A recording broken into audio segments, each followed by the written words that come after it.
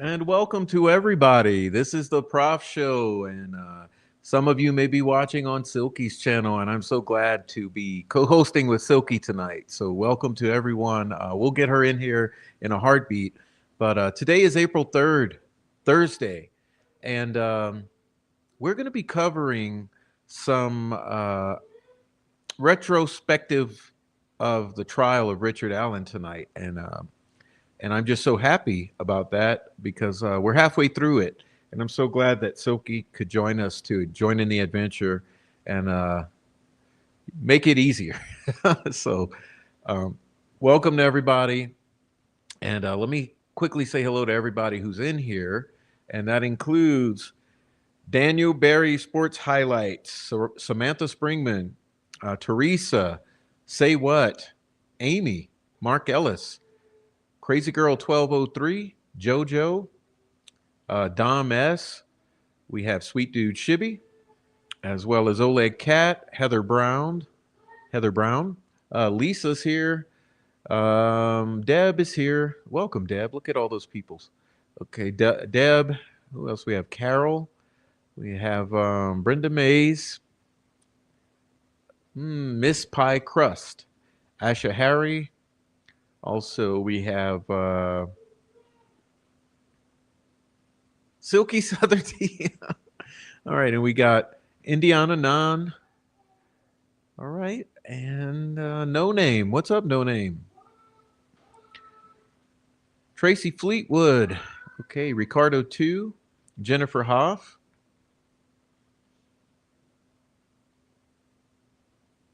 Miss K. All right, we got Gretchen Allen. Amy reminds everybody to hit the chat filter to all messages. You always want to do that. So please hit that chat filter to all. Jennifer Hoff's here. Welcome, Jennifer. Also, who else? Stephanie. Hey, Stephanie. And what's up, Spicy Cappy? All right. And also, we got our artist formerly known. Also, can't think of one. And we got Kay and lawyer's daughter. Um, Boy, so many people in here tonight. Welcome to everybody. Just glad to see you, Rock Crusher, Nancy Drew 101, Rhonda Holton, Abby Sellers, excuse me. And hey, everybody in the Lurker crew, feel free to come on and in, enjoy the chat, join the chat. We would love to have you in the chat. Everyone's pretty much nice in the chat, and if they're not, the 100 mods here will make sure that they're taken care of. But please join the chat and enjoy it. Um, Opposing views, uh, different opinions, and all of that, all ages, sexes, and genders, and identifications are welcome as long as you are nice to each other. That's the most important thing. So come on and be nice to each other. Enjoy the chat. That's half point of having these shows is the chat. And I've said so many times, without the chat, I wouldn't do it. So please do join the chat. And so without further ado, let's move on. Okay. So welcome everybody. Thanks so much for coming. Welcome, Rebecca Ann. What's up, Rebecca? All right. So let's bring in Miss Silky and we'll say hello to her and see how she's doing. Okay. Hello, hello. Oh, hello. Welcome, Good to see Silky. y'all. Yeah, somebody asked a question. If you are in my chat, I don't know if there's a way to see Prof's chat as well. We see them both from our end, so I don't think so. Sorry. Um, Sorry about that. You yeah. know, there is a way somehow to put the chat on the screen. I see Oh yeah. YouTubers do it, but I sure don't know how to do it. I do, but I only know how to do it in EVMux, which is what I use. So yeah, I've done it before, but then if somebody makes a really bad comment, it is on your unless you go Oh, back after your live stream, it's on there forever. So I'm like, yeah, I don't know. I don't get too many trolls. it's been fine. Like, hey, Eliana Davidson, welcome.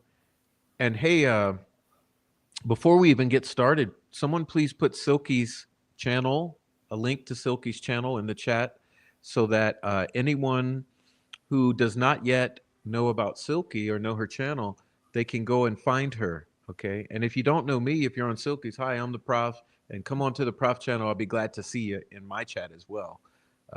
Thank you, Amy. So Amy posted the channel. That's it. Silky Southern Tea. It's easy. Okay. Yes, bro. Deb. Deb, you want to know what happened? Oh, I'd have to get my son to do it. My glasses were unfortunately destroyed. So rest in peace, glasses. No more glasses. New glasses. Thanks for noticing, Deb. All right. What's up, Laura Naran? Thanks for coming in and playing iron. And hey, I'm going to ignore the chat for a while and talk to Miss Silky. So please do enjoy the chat. Miss Silky, question: were you able to watch any of the trial of Richard Allen? Um, I was at that time I had left the jail and I was working night shift. I was working 3 to 11. And so I would go on breaks and try to catch up with Andrea um on my ride to and from. Like I couldn't. I and then, I would try to catch Defense Diaries. Seems like there was somebody else I listened to, just like little blurbs. I just didn't have the time uh to I primarily listened to Andrea Burkhart though. Yeah, and I might have told you that I did pretty much the same because I just could not bear the 7 or 8 hours a night. Uh, but I did skip around, and I was especially appreciative of the twitters of some of the Yes. mainstream news reporters from Indiana because that kept me up to date, and I would catch up sometimes with Miss Andrea Burkhart and others. So yeah, what did you think? What's your overall takeaway of how the trial went, and then what's your opinion? I have to say, I was pretty shocked that they came back with a guilty verdict. That was the main thing because, I tried to listen to Andrea and everything that was said in court, um, and the lack of evidence. Um, I really, I could see a hung jury. I really didn't want that, but I could see that happening. Um, I was just totally shocked that they came back with a guilty verdict. And I'll tell you what, so was everybody I knew who didn't, they're not like Delphi people like I am. They literally just watched, the recaps of the trials and court TV and stuff, and they were flabbergasted. Like their flabbers were seriously gasted That's good. because they could not believe that they found him guilty on so little evidence, no DNA and all this other stuff. So yeah, that was my biggest takeaway. Was just pure shock. Yeah, I mean, I felt really somewhat embarrassed, but not really, because I sat here and I was saying there's absolutely no way there's going to be a guilty verdict. And my prediction was, if anything, it was going to be a hung jury and then the possibility of not guilty. So when they came back Mhm. guilty, I could have hit the floor. I mean, Yeah. and I still don't understand how it happened. I don't either. My biggest question is what was going through the juror's mind, because I listen to a lot of people, but I will say, Andrea did a great job of like really breaking it down. I don't know how she could take so many notes. I couldn't do it. But she gave us such a play by play that I felt like I was almost sitting in the courtroom. And that was why I'm like, what were they thinking? What were these jurors thinking? I've got no answers. I don't know, and I was thinking,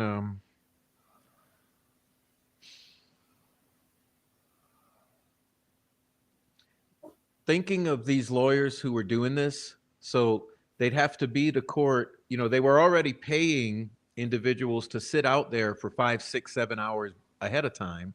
Then Hmm. they'd get in line at least for an hour or two, and then they would have to sit through the entire day of trial. Okay, then they come home, get a little snack break, relieve themselves, maybe change of clothes, and then do a 6 hour live stream going back Hmm. over the day they just had, and then get the 3 hours of sleep, or 5 hours of sleep, whatever it was, and then do it all over again. And I just Yeah. couldn't understand. No, Like, I yeah. mean, those are the real heroes here. I couldn't, I don't know if I could do it. I might could have, but I certainly would not have looked as put together as Andrea did. You would have seen like hairs sticking up everywhere and like, kind of this face. I couldn't have done it. But yeah, that was just, it was so difficult. And I'll tell you what, Prof, that also shocked me about the trial is that the defense ended when they did. I really thought that they were going to open and dive deeper in some other things. Now, I realized that they couldn't do third party defense, and I realized that they were stopped on so many things, but I think I expected them to push a little harder. And when they didn't, then I got a little bit scared. And I thought maybe they are seeing something in these jurors' eyes that we can't see because you know, it's not televised. Is there something that they know, we're going to just stop here? Like, I don't know. Um, Well, I know now. I was just like you. I look, honestly, I was really pissed off, to be most mm, honest with everyone. And I'm trying to make this channel more user friendly and HR friendly. But no, but I was absolutely furious when it happened. I was very angry, and I thought, what in the hell is wrong with these people? Because I figured they were only a third of the way through. I mean, in mhm. my opinion. But so I felt the same way. And then when yeah, me too, Miss K. I was fuming. That's what I'm trying to say. But Baldwin did an interview, okay, and this was brought up.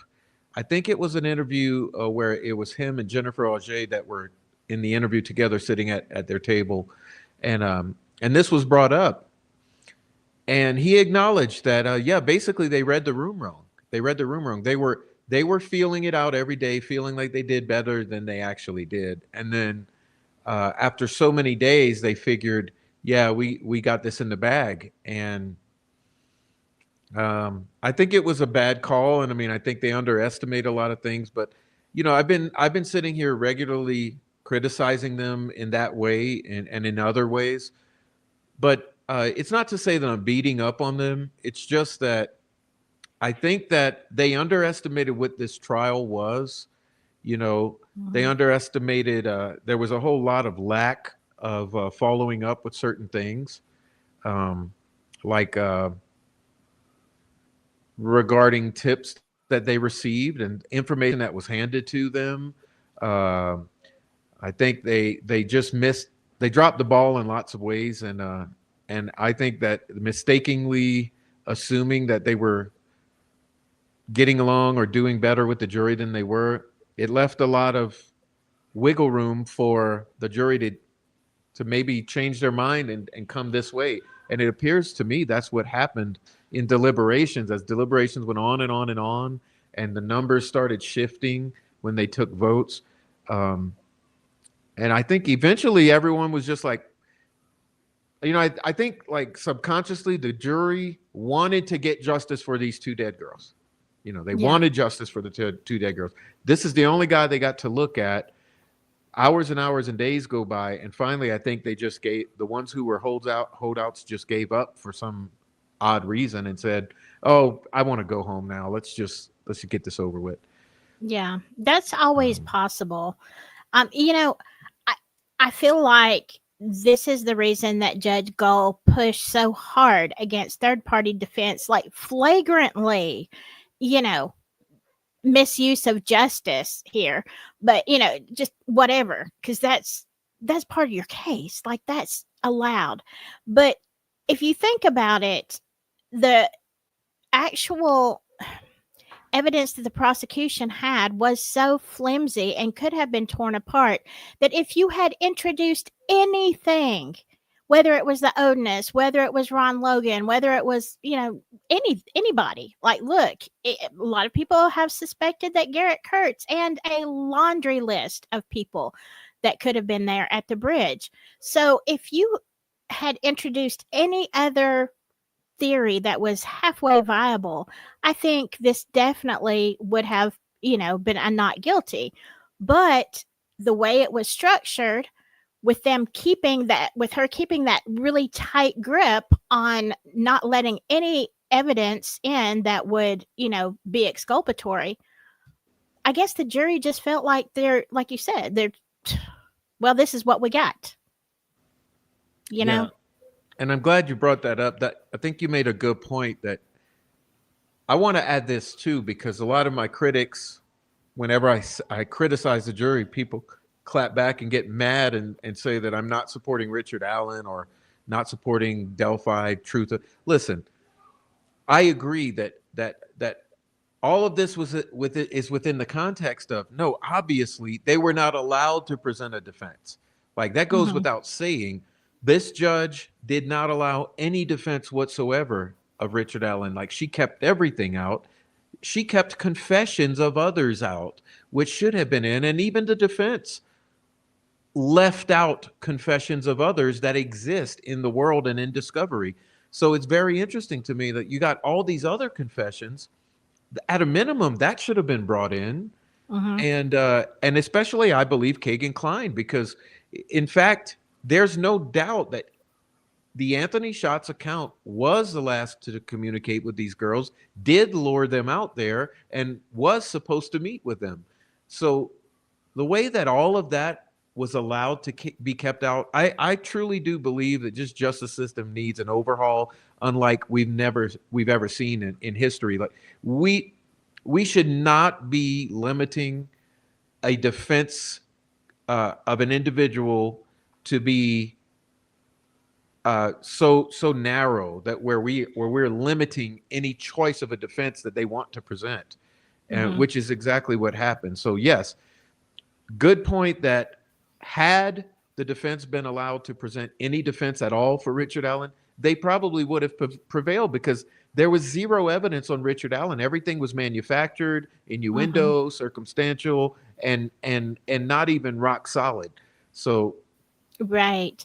Because yeah. you have to think about it as a jury, even though you have evidence that is questionable and they could hammer hard and that there wasn't this, there wasn't that.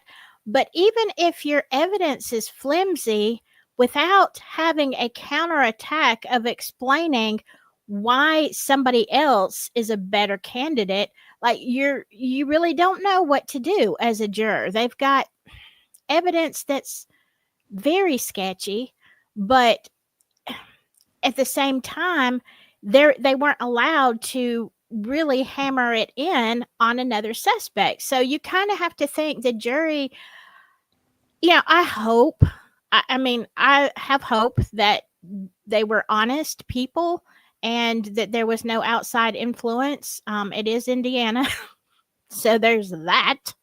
But yeah, the one thing I think, and I've thought about doing a show on this, the one thing like about this verdict, taking away, the pain and suffering of Richard Allen and his family, is that I think this case, in a much broader sense, for as far as society, as far as law, it has, just like Delphi blew up this tiny little crime in this tiny little town, horrific, yes, but this happens all the time, in different places, horrific crimes. This one went international.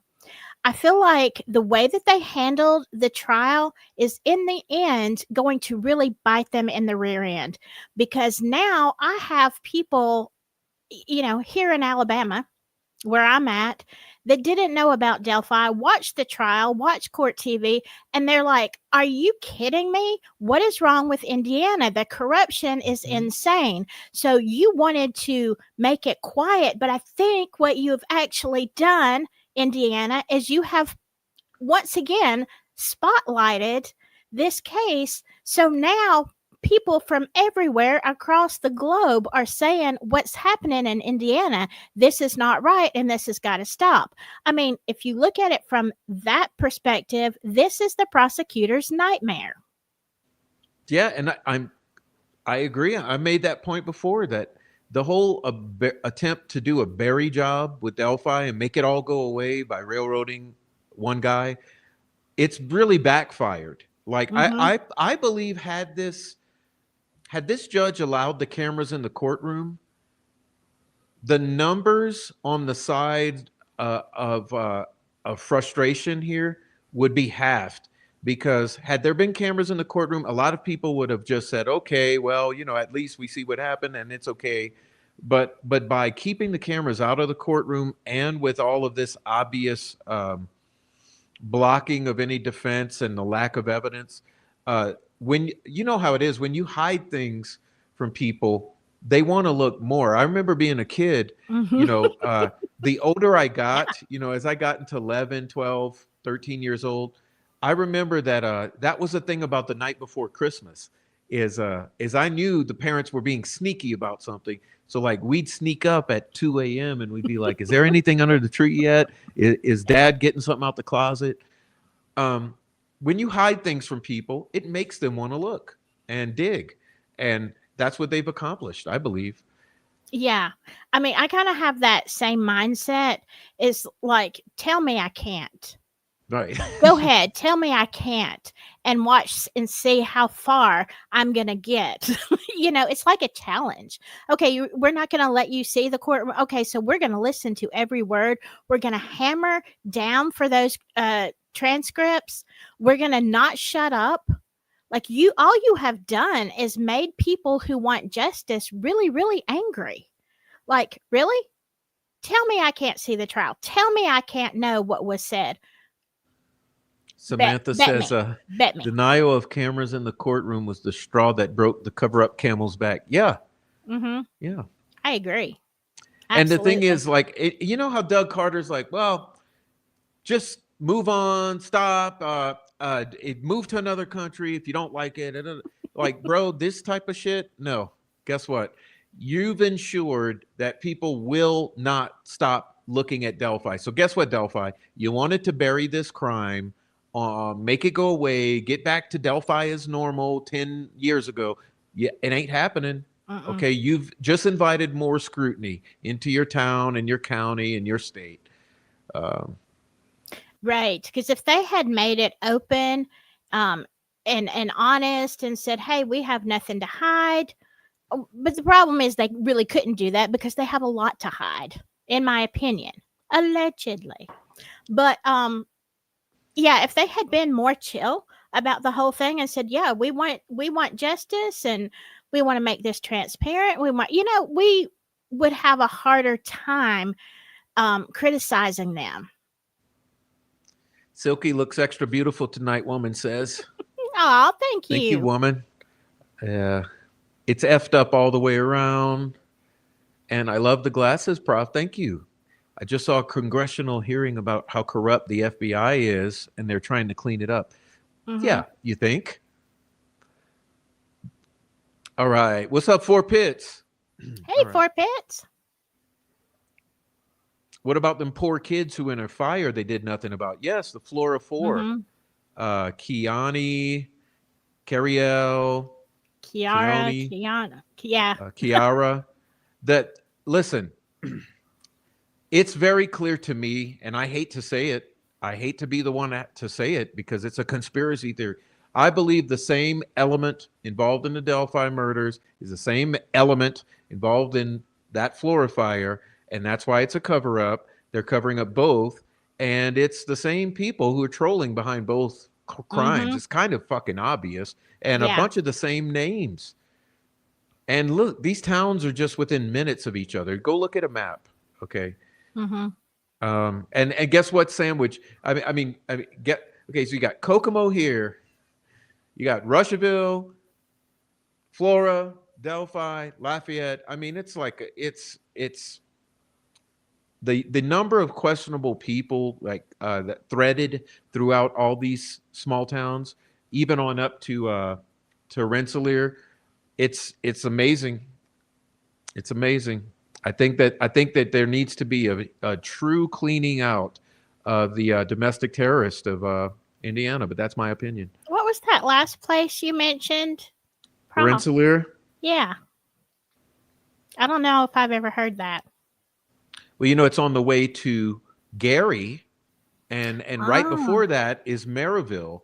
So all of these towns, so, from Gary and you step on down all the way to Lafayette and Kokomo, all of these towns, we found that a whole bunch of the trolls, a whole bunch of the criminal element, a whole bunch of domestic terrorists, they're all located and scattered, dotted through these little towns. And I'm sure Fort Pitts and others could say more about that. Imagine that. Yeah, Fort Pitt says New Day is banging home runs. I agree. New Day has been Yes. hitting it out of the park. Yes, absolutely. Great job. All right, you guys. So listen, I hate to cut it short with the chit chat. Lafayette caught another child predator in Tippecanoe County. Ooh. Wow. Um, but I guess we'll start to head towards the subject matter. Let's see what this says. The irony that if Delphi hadn't worked so hard against Richard's defense, I would have never questioned his guilt. They pooped in their own nest. There you go, proving our Hmm. point. Yeah, exactly. That's what was suspicious. Like, you know, man, when that PCA finally came out, you're like, what? What's this stuff? Like, who wrote this? A 5-year-old? Who wrote Hey, this? even some of the troll farm law enforcement officers told me at the time that was the worst PCA they've ever seen in their lives.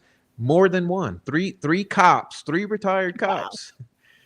Yeah, Okay. and the thing of it is it was not only poorly written, but as you find out from the Frank's motion that they never heard, most of it was lies. Well, and You know? and how do I say it? Uh, he made omissions, and then he twisted things. So you take Hmm. 5 cars, turn them into one, and then you omit the one that you can't turn into. You know, what's up, Mother of Dragons? What's up? It's a new day. What's up, Lena? Everyone who's coming in being so sweet. and nice. Thank you, Elizabeth. Um, can't think of one. David Rogers. I just love you all. Thanks for coming in here and saying nice things. Yes, thank Welcome, you. Carla Ann. All right, so look, we're going to start off. So, okay, so far, Silky, I've covered a few, probably the first 5, 6 days of trial, and now where we're starting tonight is I'm going to bring up the. All right, Kathy Shank. Let me say that. This is where we're starting tonight. Is Kathy Shank? Okay, Good old Kathy. and it begins down here at about 3/4 of the way. It talks about testimony of ISP data analyst regarding tips and leads, and that's Kathy Shank. Um, so Silky, just please feel free to chime in here Okay. whenever you feel like it. So it says the data analyst Kathy Shank organized and filed reports related to individuals, ultimately filling 5 filing cabinets. She was tasked with entering narrative summaries from these reports into the Orion database. The database organized the case by leads, each with a unique identifying number, which were then placed in a covered lead section if someone had responded. From September 2020, she started scanning all information from the paper files into the database, a process that took about 2 years. Question: why was that not done from day one, by the way? Yes. Were computers not existent in 2017? Maybe they were still on dial up. I mean, it is Carroll County after all. Yeah, So right. during scanning, oh here we okay. So this is where we get into the story that is just made for TV, right? During scanning of these files, of these 5 filing cabinets, she found a box with a Dun, dun, handwritten, dun. yeah, with handwritten tip numbers that predated the database's automatic assignment system. One handwritten lead sheet stated that on February 14th, Richard Allen came to the Flora Police Department and advised he was on the trails between February 13th between 1 and 3:30 p.m. Okay, let me stop there. Mm-hmm. I don't know about that one, about Flora Police Department. He might have called in. I don't remember that detail, but the whole detail of between 1 and 3:30, I think it's extremely important because when people push these narratives, they never speak with specificity. It is the law enforcement who alleges that he said between 1 and 3:30 because what Right. he says is between 12 and 1:30. So that's an important distinction to make, in my opinion. And remember, Yes. there's no proof of this because the video footage that would exist in all of Dan Doolin's interactions, for some odd reason, could not be found about this particular interaction. And here's two things on this one statement. We were told always it was from the very beginning, Dan Doolin or somebody, there's speculation, met with Richard Allen outside of some kind of market, right?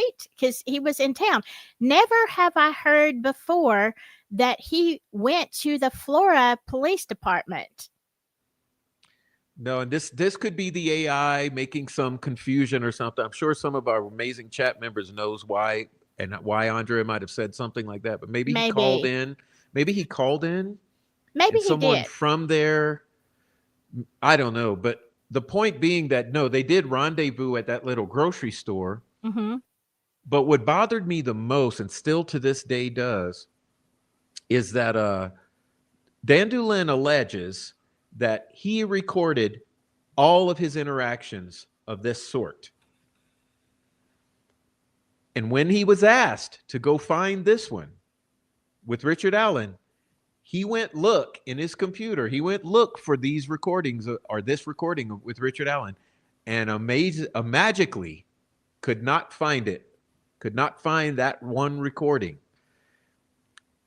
Yeah, that's wow, it's just like the 70 days. The other thing that bothers me about this is a handwritten lead sheet. So if it's handwritten, I mean, did anybody carbon date it? You know what I'm saying?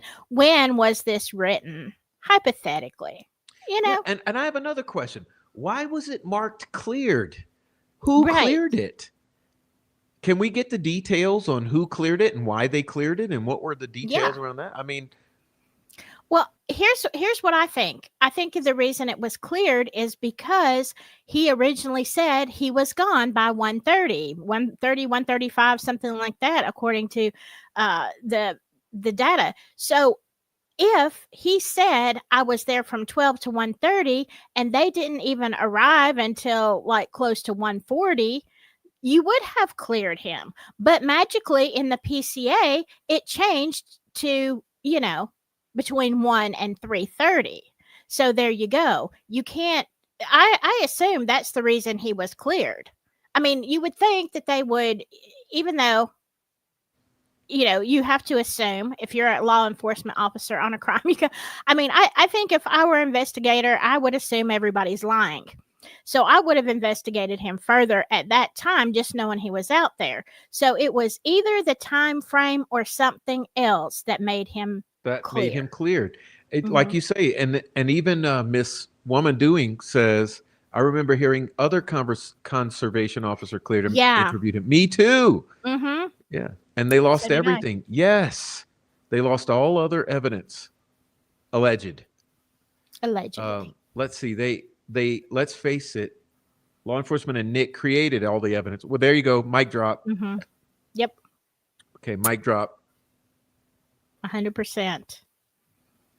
Yeah, but I mean, to mark it as cleared, and then Doolin, not only does he lose the recording, he also loses the handwritten notes that are destroyed or whatever. And so there's zero proof at all. And we have to take their word for it because they're so reliable and trustworthy. Oh, yeah. Um, Pillars of the community. okay, what else we got here? I'm going to skip some of this for sake of time and expediting. Um, but the handwritten Richard out. This is another red flag to me. Okay, so there's this mystery box. Okay, so there's this mystery box in the desk drawer that she's working in. There's a mystery box with a perfectly placed Richard Allen tip sitting in there for her to find. Not suspicious at all. It's the only No. one that she found in the box. Yeah, right before the election too. Wow. I mean, can you imagine? Well, and I made a point about that before, which was, see, my opinion, it's not for the sake of winning the seat of the election. It was for the sake of maintaining or retaining control of the Right. investigation, which is a Right. whole different thing because one is just a mere political position that they're to be had everywhere. The other one is a stranglehold on this investigation, which if you lose it and you had people coming in running Mhm. against them saying that we were going to turn this inside out and we're going to bring in outside help, and I think it was going to be a bad deal. And so Oh they had yeah. to do what they had to do. 100%. That's what I've always said. It wasn't about the position. It was about you have to have the same people who were there originally. If you're covering up something, you cannot risk a stranger or somebody who really wants the truth to come in and, expose everything. Crazy. Yeah, they could not have anyone coming in from the my whole deal was like this contingent could not have anyone from the outside coming in and taking over. So they Mhm. had to do what they had to do. Right. Because, Okay. if you watch that town hall meeting, and I know I've said it on my channel a lot of times, if you watch that town hall meeting, the last two, where they were doing the debates, and you see how the citizens of Delphi react, they are not impressed with Liggett. They are all for Pinkard. They are all for, yes, come and expose it. And Liggett's up there saying, no, we're doing a good job. Basically, we got this. And the, it's almost like crickets. But then you hear Pinkard saying, no, we're going to bring in some, other agencies. We're going to bring in some other people to get this solved. And I don't know if they were standing, but the crowd goes wild with, clapping. And Well, yeah. I mean, for me, Pinkard knocked it out of the park and said everything right. And I think what he said put fear in the bones mhm, of these people, and they said we got to do something. absolutely. Um, that's my conspiracy theory. So that's all I am is a conspiracy theorist. So, okay. So let's see what we got here. Moving on. Moving on. Let's see. Many. Okay. Here's another mic drop. Many people reported being near the trailhead on February 13th, based on cell tower data. Yeah. Yeah. Mhm. Let me say this. You know how that rumor about 3 phones in the geofencing? Yeah. Yeah, there's 3 phones in the geofencing at the crime scene, Mhm. but there's dozens of phones in the geofencing and the tower dumps all around the Deer Creek area. So let's not get it twisted. Okay. Um, I wonder what the geofencing says at the crime scene uh at 2:30 in the morning, you know? mhm. Or even at 5 o'clock in the morning. Nobody asked that question in trial. Well, they didn't let you really talk about geofencing anyway, but I haven't heard anybody ask that question. When the phone turned back on or whatever at 5:30, something like that, you hear the screams at 2:30. At 5:30, you have some kind of something going on with the phone around about that time. But nobody has asked the question, what was the geofence in that area at those times? That would be my question. Well, that would be nice to be public, Yeah. but you see, people have been silenced, Mhm. and that's a whole other subject we can talk about another time. But Yeah. oh, but no, but perfect question. Perfect question. What about that overnight geofencing, y'all? Okay. What else we got here? And I want to see it from the 12th to the 14th. Yes. Yes. All right. We got I'm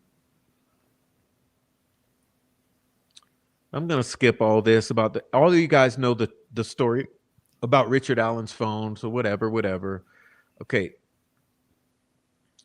Then Andrea gets into what reasonable doubt is, and we'll skip all that because we could cover that later with nice graphics and all. But here we go. We got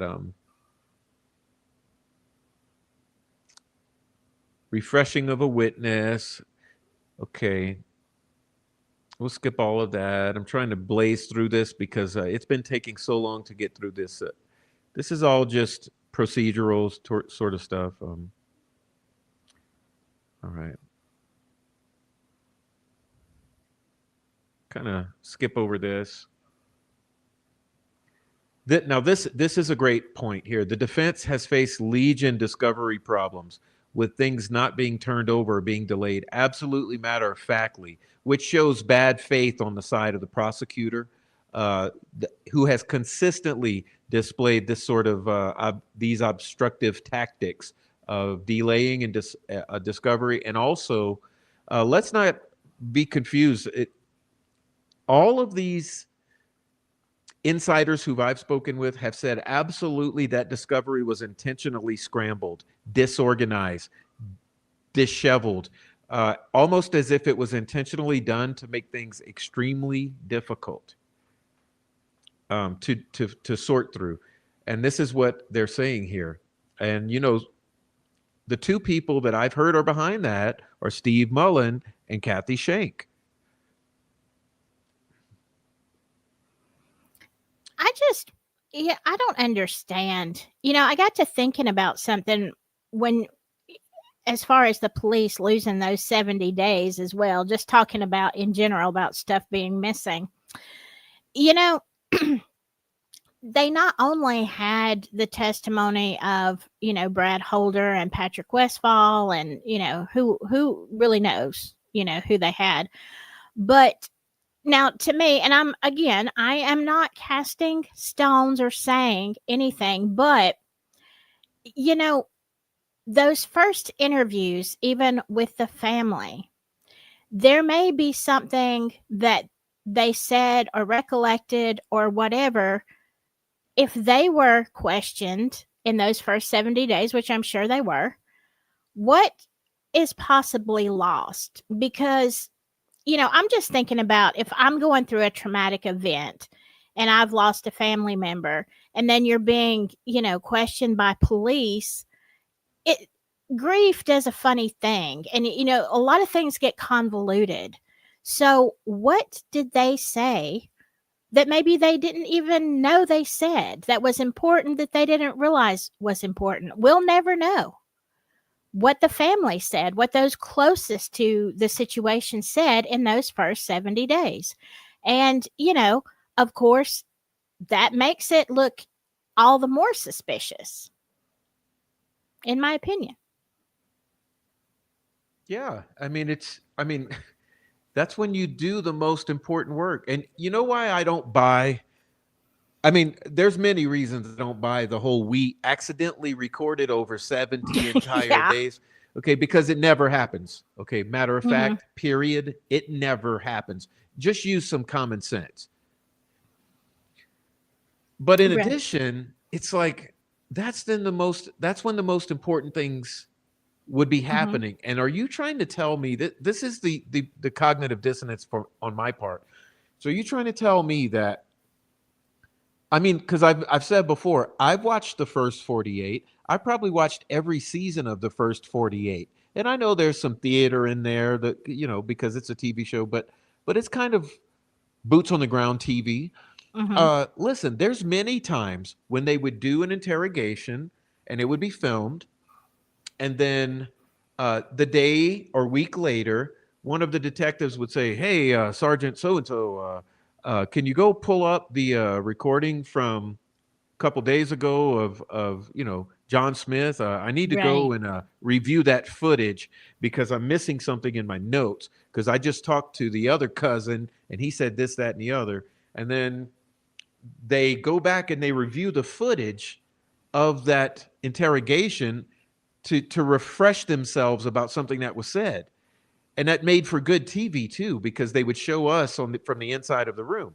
So you tell Right. me that for 70 entire days, which was really more like, wasn't it from February to August?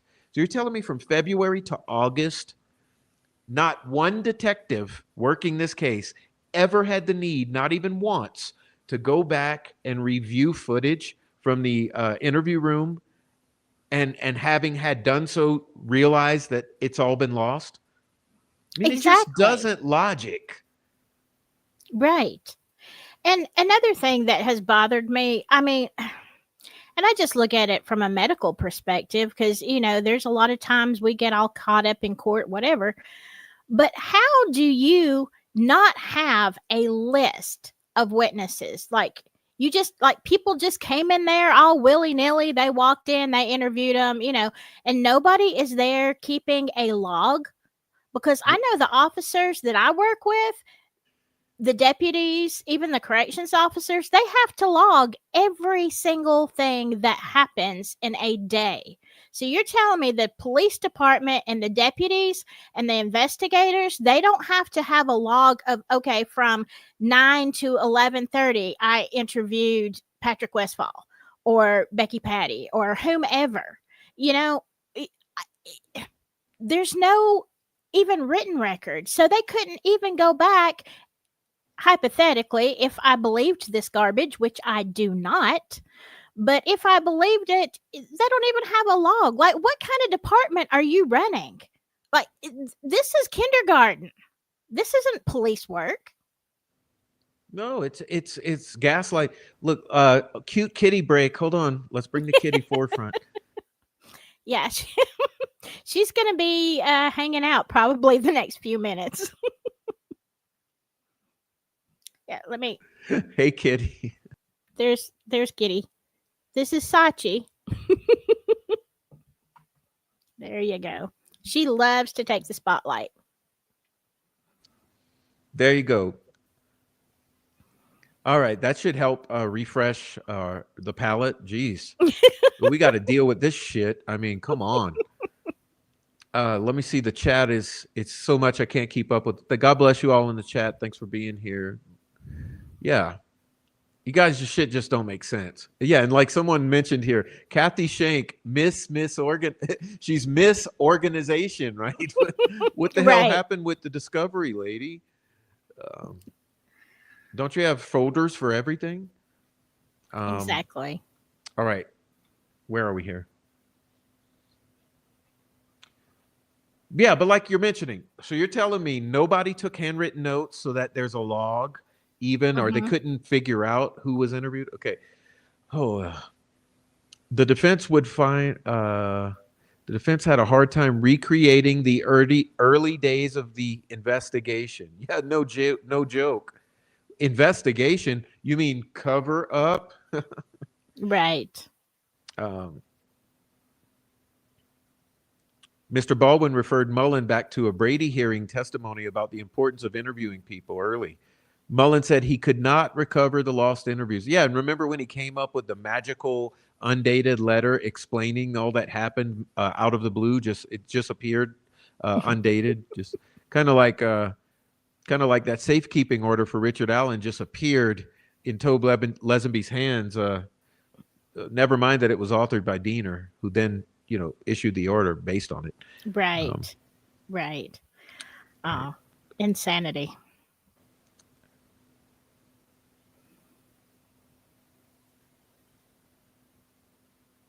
right. Mr. Bowen questioned Mullen on how an interview without audio is valuable. Yes. I think that's what he's good at. He's good at some snark. Okay, he's Yeah. good at snark. He is very good at snark. I mean, Um, yeah, I couldn't tell you what somebody said, last week, much less 6 years ago.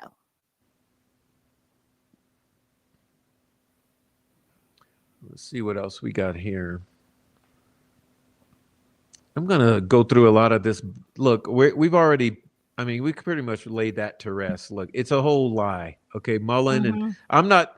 Listen, I'm not saying Mullen is not a nice person or something like that. I mean, possibly he is, but I mean, if he is, he's got to start to wake up to the fact that he's been used as a pawn in this game. Yeah. Uh, Maybe he didn't do shit, but he's just going along with it. Whatever the case may be, no, it doesn't work. Um, so I'm gonna. I don't know. Nice people, whatever. I'm just saying they're at the very least, they're incompetent. And I think that should have been and probably was observed by the FBI or other people who were helping with the investigation, right? You can't look at this and say that these people know what they're doing unless, as we both, believe it was intentional, But then you're going to ask the public to believe that? Like, you're really going to get up and say, we are so incompetent that we cannot even keep up with interviews?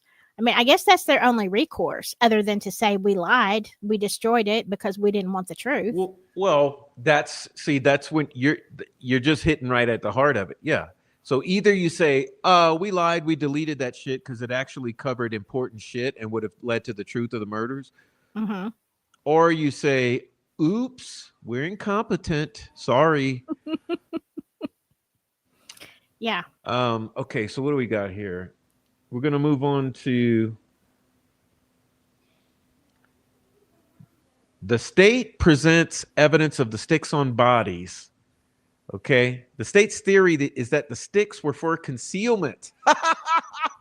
Yeah. Oh my, this is not even funny. The defense may have a competing theory. Yeah, you think it? You think it? You think? The defense has requirements to satisfy to put on federal evidence. Folks with information about the investigation may not remember things or be forthcoming if it helps the defense.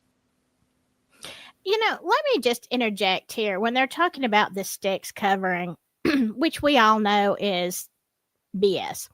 But if I'm just thinking, if I'm a criminal, okay, and they want to say it was Richard Allen and he didn't have a whole lot of time, you are not going to get sticks because it's going to take a lot of sticks. You're going to have a whole stick mound.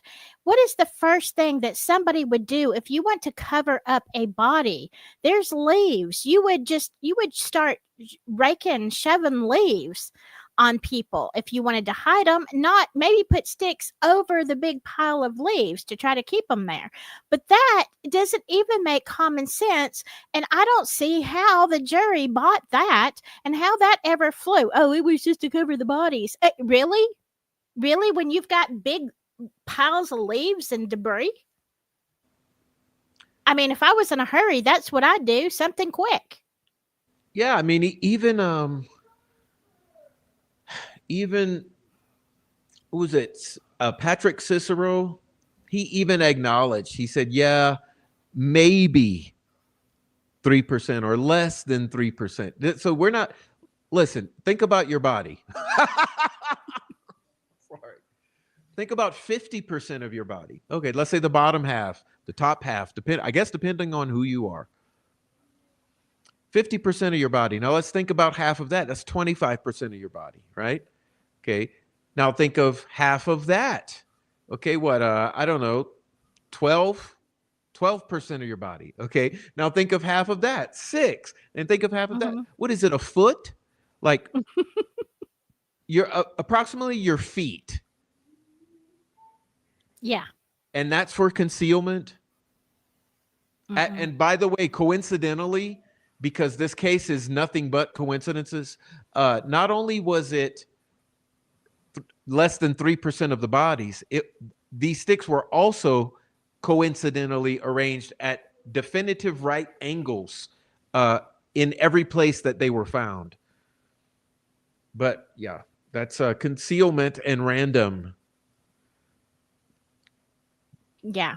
It's Now, it's insane. the statement third from the bottom here, I really love it because this is something that I've been shaming the community for years. They always say, "Prof, you're mean." Well, listen, when I mean, it's intentional. Sorry if you don't like my tactics. Maybe you'll someday understand what I am saying or what I've been doing.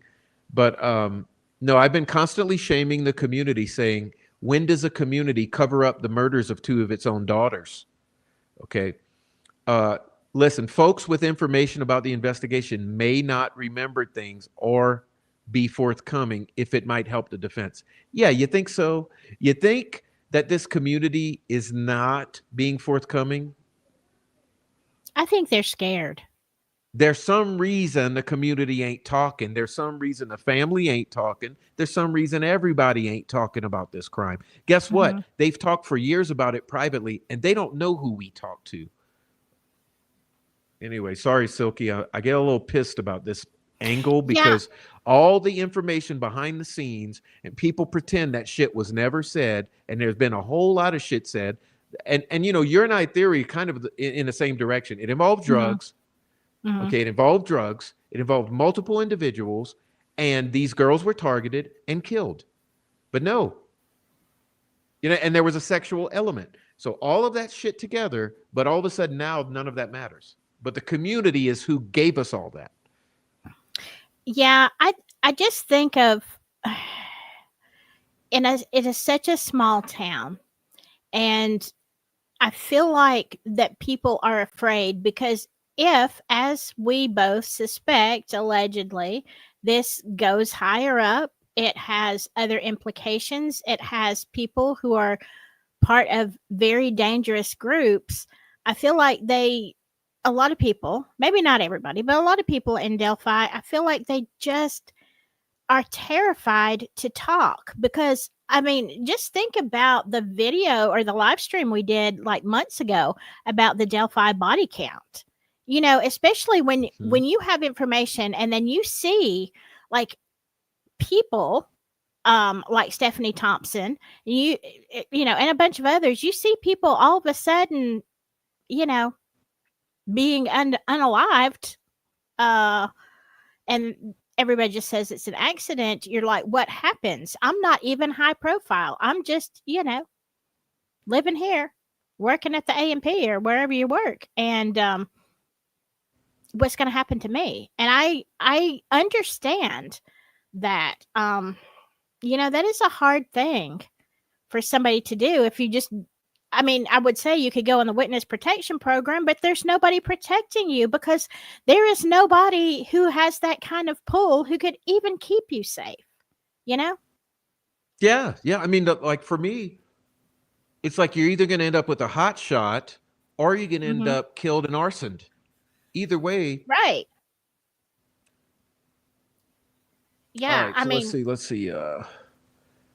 Uh,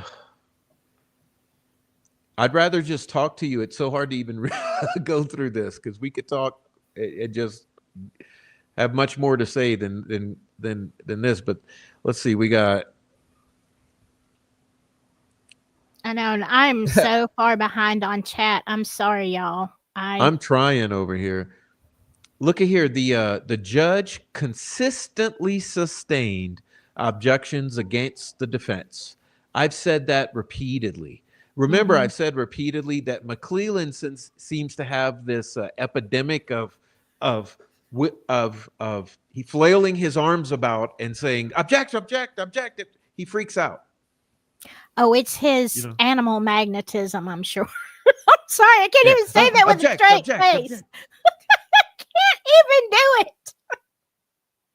And every Yeah, time he objects, 9 times out of 10, what does the judge say? Sustained. All yeah, yours, Nicky boy. yeah. All right. It's the hair. It's the hair. It casts a spell, Prof. It's a new day says raw. Okay, look. What else? Oh my God. I'm gonna skip some of this. Look, you know what's funny about this? Because it says the incel camera only recorded movement. Oh, is that in Keegan Kleinsell? Oh, all right. Mm. Bad joke. Okay, let's see. I'm gonna skip some of this. It's BS. Okay, so looks like here we're talking about Mullen was asked if he knew how many tips pointed to Richard Allen. Well, I don't know if he answered, but here's the question: zero. You know how we know that? Because the investigators with all of the tips said there's zero on Richard Allen. The only one on Richard Allen is the one that he called in. All Yeah, right. the Let's see. handwritten one. Uh, the defense requested DOC inmates as witnesses. Of course, she said, F that. You're not allowed to call Brian Chadwell. You're not allowed to call Keegan Hmm. Klein. You're not allowed to call Reese Davis or anybody else that might know something about this crime. Hell no. Right. Um, it's talking about phone calls. We'll skip through some of that because we know there's a whole lot of lies about those phone calls. Um, let me pull this down anyway because I want to say this and I want your opinion on it. I've said this so many times, and I almost feel like no one has ever heard me, but I often feel like that about everything I say. Um, Me too. so I did a few episodes called The Confessions because I've been so disturbed by the transcript from Brian Harshman's testimony at one of these pretrial hearings. One of the few transcripts we actually have where Harshman discusses these phone calls and these confessions.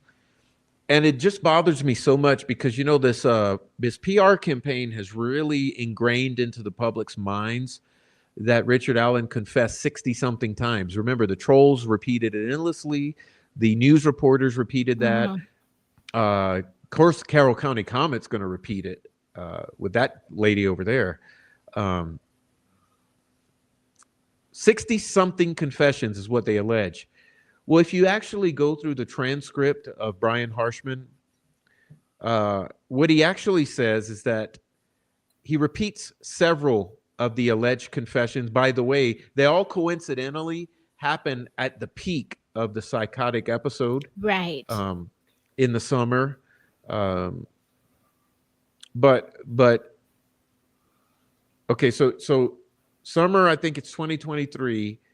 He's in the peak of psychosis. This is when he Mhm. gives like the 3 to 5 clear confession type statements. But Harshman listens to every single minute of every phone call for the next year. Okay. Mhm.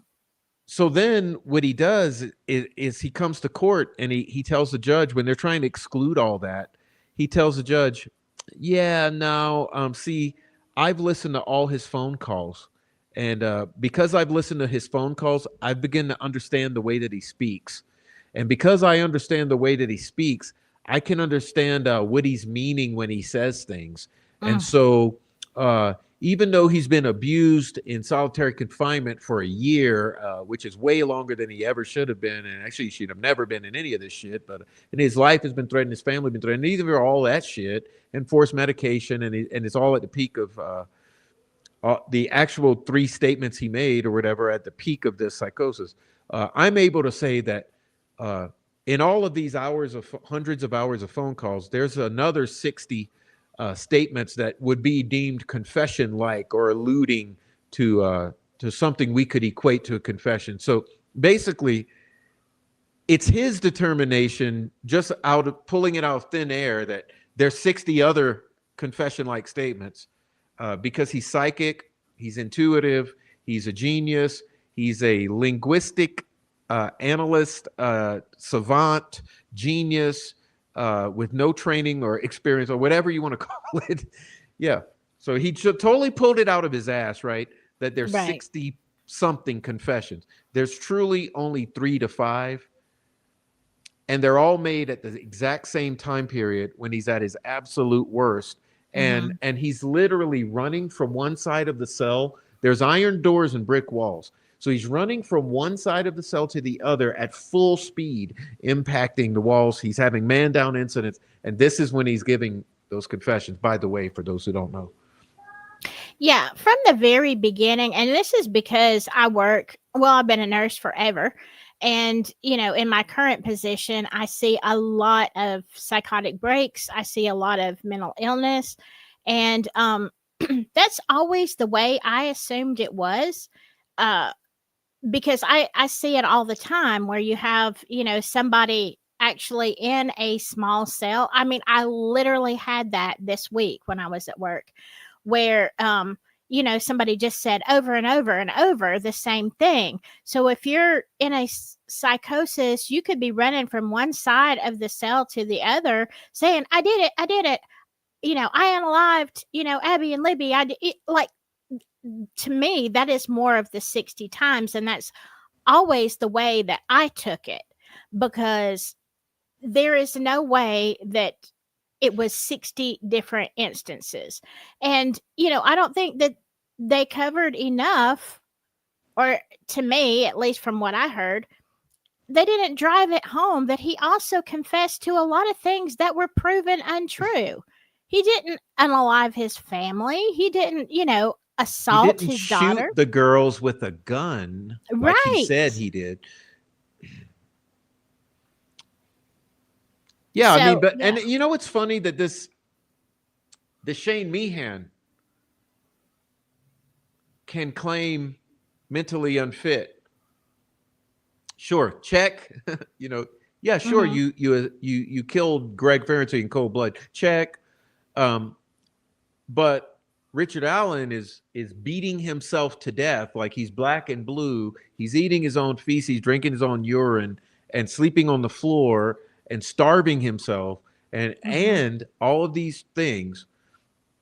But no, he's just fine. Let's go. He's good to go. All these confessions are absolutely spot on and legit. Yeah.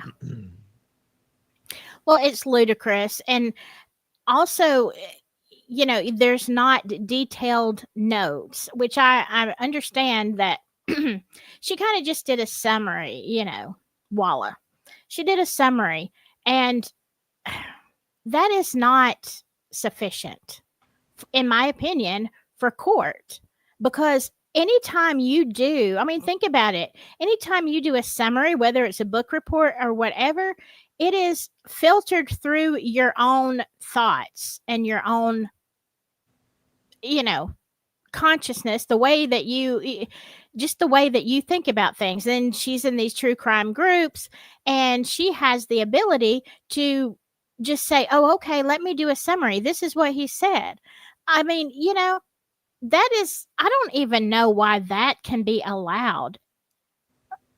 I don't think that you can be in her position. I don't think that you can be unbiased when you are, in different online social media groups.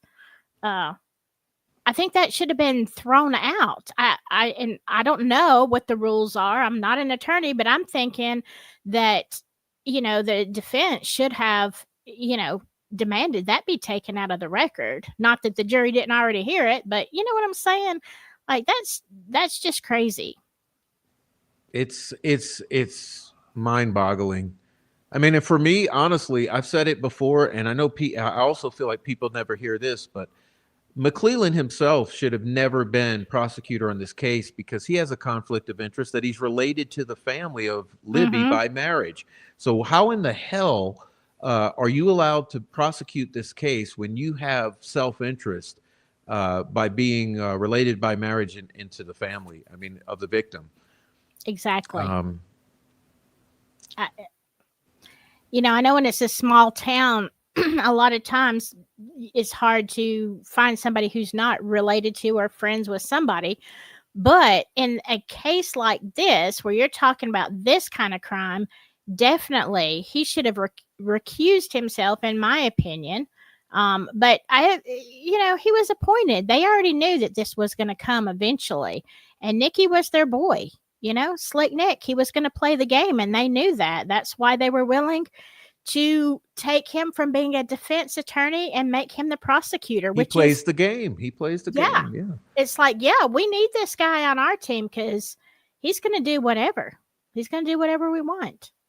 Thank you, Niobe, for the support of the channel and being a member of the channel. I just love you, Niobe. Thank you so much. That's very sweet.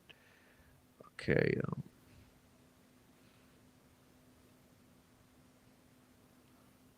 Walla is a whack job. Yeah, no, there's so much more with Walla too that hasn't been said yet. Listen, someone had a great point earlier, and I don't remember who said it. I put it on the screen, which was, we need to hear those confessions. You understand what I'm saying? These 63 phone calls or confessions, we deserve to hear every single one of them. Mm-hmm. Sorry. Like what is the deal with this? Where we have how far away from me from trial are we now? Like, that was November. Now we're in December, January, February, March, April. And this judge is still withholding the exhibits from the trial, and they've still kept these investigators under the non-disclosure agreements, so they're not free to come out and talk either. I'm going to highlight this. Oh, go ahead. Was the first thing, hi Sleuthy, Nick did when he became prosecutor. He had a whole press conference and changed the suspect to YBG and told the world Old Bridge guy was no longer a person of interest. Absolutely. Like, he was from the get-go. He was playing that game. He was on it. They already knew. He was going to bring this one home. Whatever you say. When you remember this, that there's always been a conflict about that. Mm-hmm. Like, in other words, Doug Carter never stopped saying that it's both, or it's in between, or if you put them together, it's who's behind. Doug Carter's always been about it's both. Mm-hmm. ISP released that clarification press release that said, no. Two separate people. Old one's not a person of interest. It's only this young one. So how on earth is that even a possibility? And how does Jerry Holman claim to have no knowledge of any of that when he's embedded in there? And then how does the judge see fit that none of that even matters? Right. And I mean, I can't remember. I can see his face and I'm having a brain cramp right now. But if you remember the interview, and this is before Young Bridge guy, where the officer is saying, "Look, here's some audio, here's a video." But he distinctly says, "We are not saying that this audio Mm-hmm. goes with Mm-hmm. this video." But all of a sudden in trial it is. Mm-hmm. It's like the golden, whatever. Here's the evidence. You can't argue with this. That big gun, that big gun. That one line is the funniest thing I have ever heard. Tammy says these goofs live in an alternate universe. We need this to go to appellate court. Hey, here's what I do feel. I don't think that might. I don't know if it's going to solve anything or not, but I think your attorneys, these appellate attorneys, I think are a whole other caliber of attorney, and so who knows? But I mean, this whole thing is handicapped. Okay, it's handicapped by all the shit that's been deleted. Listen, there's people locally who have told us stories about things that actually happened in the early days, like evidence being lost and Hmm. destroyed unintentionally or possibly intentionally. The story was accidentally. Um, there's been deletions of evidence before any of this ever came to trial or before Richard Allen even was arrested. There was all this 70 days of video evidence. Who knows what other forensic evidence? We know we have evidence that wasn't even tested with as far as fibers, hairs, DNA. So when will this ever get right, or could it ever get right with all that's been destroyed and all the lies that have been told? Like I'm Hmm. so frustrated that a lot of the lies have become embedded in the public consciousness as facts. Like this narrative pushing has been so intense, and even the people, even the attorneys and the researchers and the diehards in this case, uh, they have such a limited scope of vision because there was a lot that was never even brought into trial, or into discovery. Like there's so much that has never been brought to the table. If we're only looking at what's on the table and we're not looking at what's in the entire room, we're lost. And this whole trial occurred on the table. So imagine all that's in the room that's been overlooked. And there's none of these attorneys looking at that. There's none of the investigators or researchers looking at that. There's very few of Hmm. the social media people looking at it. So I think this whole thing is handicapped, and Well, I tell you something mm, else that has bothered me is, and somebody said in the chat, it just went away, but talking about the Masonic element, which I have hit hard and heavy on my channel from time to time. But here's the thing, so much evidence, so many videos and things that people remember. And this isn't the Mandela effect, okay? This is things that a lot of people remember. These interviews, these things, I've seen them just in the short time comparatively to people who have been there since day one. Like I'm going on 3 years, but still. This case rocked on way before I got here. I know of so many things that I have seen that has disappeared. And I want to tell you, there was an interview, and I honestly cannot remember who put this out, where I saw it, but I 100% know that I watched an interview where it was Becky Patty's voice, and she was talking to someone about that day. And she said in this interview that she knew that uh, Libby and Abby, but they were going to meet someone, a friend. It was just kind of like, when you've got a teenager and you don't think things like this necessarily. You think when they're going to go meet somebody, they mean another student at school. I mean, it just never, I guess, occurred to her that it could have been somebody like Anthony Schatz or AKA Kagan Klein. But in this interview, she said, yeah, they were going down there to meet a friend of theirs. Somebody, I guess, that didn't come over to the house. Maybe a new somebody. And that I have looked and looked for that interview and it is gone. If anybody knows what I'm talking about, please send a link to me. Because, and I'm not saying that she was a bad parent. That's not my point. My point is that would have definitely, put that link in there to somebody having, like we all suspect that they went there for a reason, not just because. Um, but how many things have been wiped that people have forgotten about? And maybe we remember a few lines of the interview, but we don't remember the whole thing. And there could be a treasure trove of information, but gone. So my point is, all right, it's not just, a creator here and there, or, the comet or something like that. We're talking about news stations.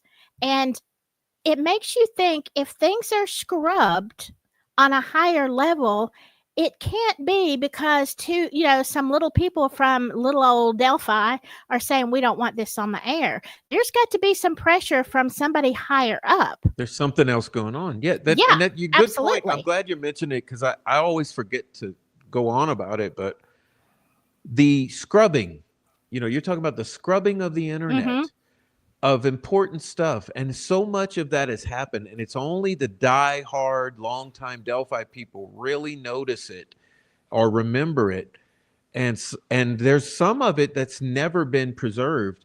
But Mm-hmm. luckily, some of the people, Delphi folks are really good about screenshots, screen records, and saving stuff. So a lot of people have saved stuff, but there's a lot that has been lost. But no, I'm confident that this goes to Anthony. See, this is my whole deal. The Dropbox is connected. Keegan Klein is somehow connected. Now, are we saying that Keegan Klein is the one who was using the Anthony Shots profile at the time? No. I'm saying that there is some sort of nexus there, despite what McClellan wants you to think, or Andy Baldwin, or anyone else. There is a nexus there. Now, even Mm-hmm. Holman admitted that, yes, the Anthony Shots account caused them to be out there that day. Okay. But he says, but it's a total coincidence that another sexual predator, Richard Allen, is the Yeah, one who victimized them. So what are the odds that exactly. these girls will be predated upon simultaneously in the same time and place by two separate sexual predators of little girls? What are the odds of that? I don't know. It There's makes I me don't want to know, ask Grok. astronomical. Yeah, I want to ask Grok now and see what Grok says. Yeah, what are the odds that two separate sexual predators would target the same two little girls at the exact same place, exact same date and time? Come on, man. Yeah, no, That's not a coincidence. absolutely not. I mean, especially when you compile the other 150 coincidences they want us to believe about the case. Mm-hmm. If it was a one-off, yes, maybe. Plain Iron says, Haas long. Haas did the 70 days. Yeah, you know, and these are the things that when somebody asks me that is not one of the Delphi community, like just somebody I know, what do you think about the Delphi? It's like all of a sudden my brain gets so overwhelmed and I just kind of stare at them. It's like I don't even know where to start with how messed up this is on so many levels and so many tangents and so many things that the general public who are screaming, I don't think he's guilty.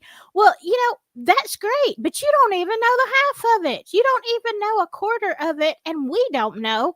You know, we know a lot, but we don't know the truth because nobody's telling it. So where do you even start, by saying, because the few things that I've mentioned to people, they're like, well, I didn't know that. I didn't hear that. Was that in the trial? No, it was not. But these are things that, and you're just saying he's not guilty based on the lack of evidence. And I'm telling you, there's like a whole mountain of stuff behind what we're doing and what we know at this point. It's insane.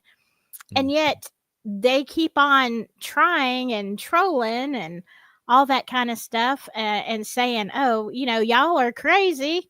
Um, he's guilty," and I'm like either you don't have, either you're being paid, you're just a troll, or you just don't have common sense, sweetheart. Now, which one is it? And bless your heart. Listen, see this?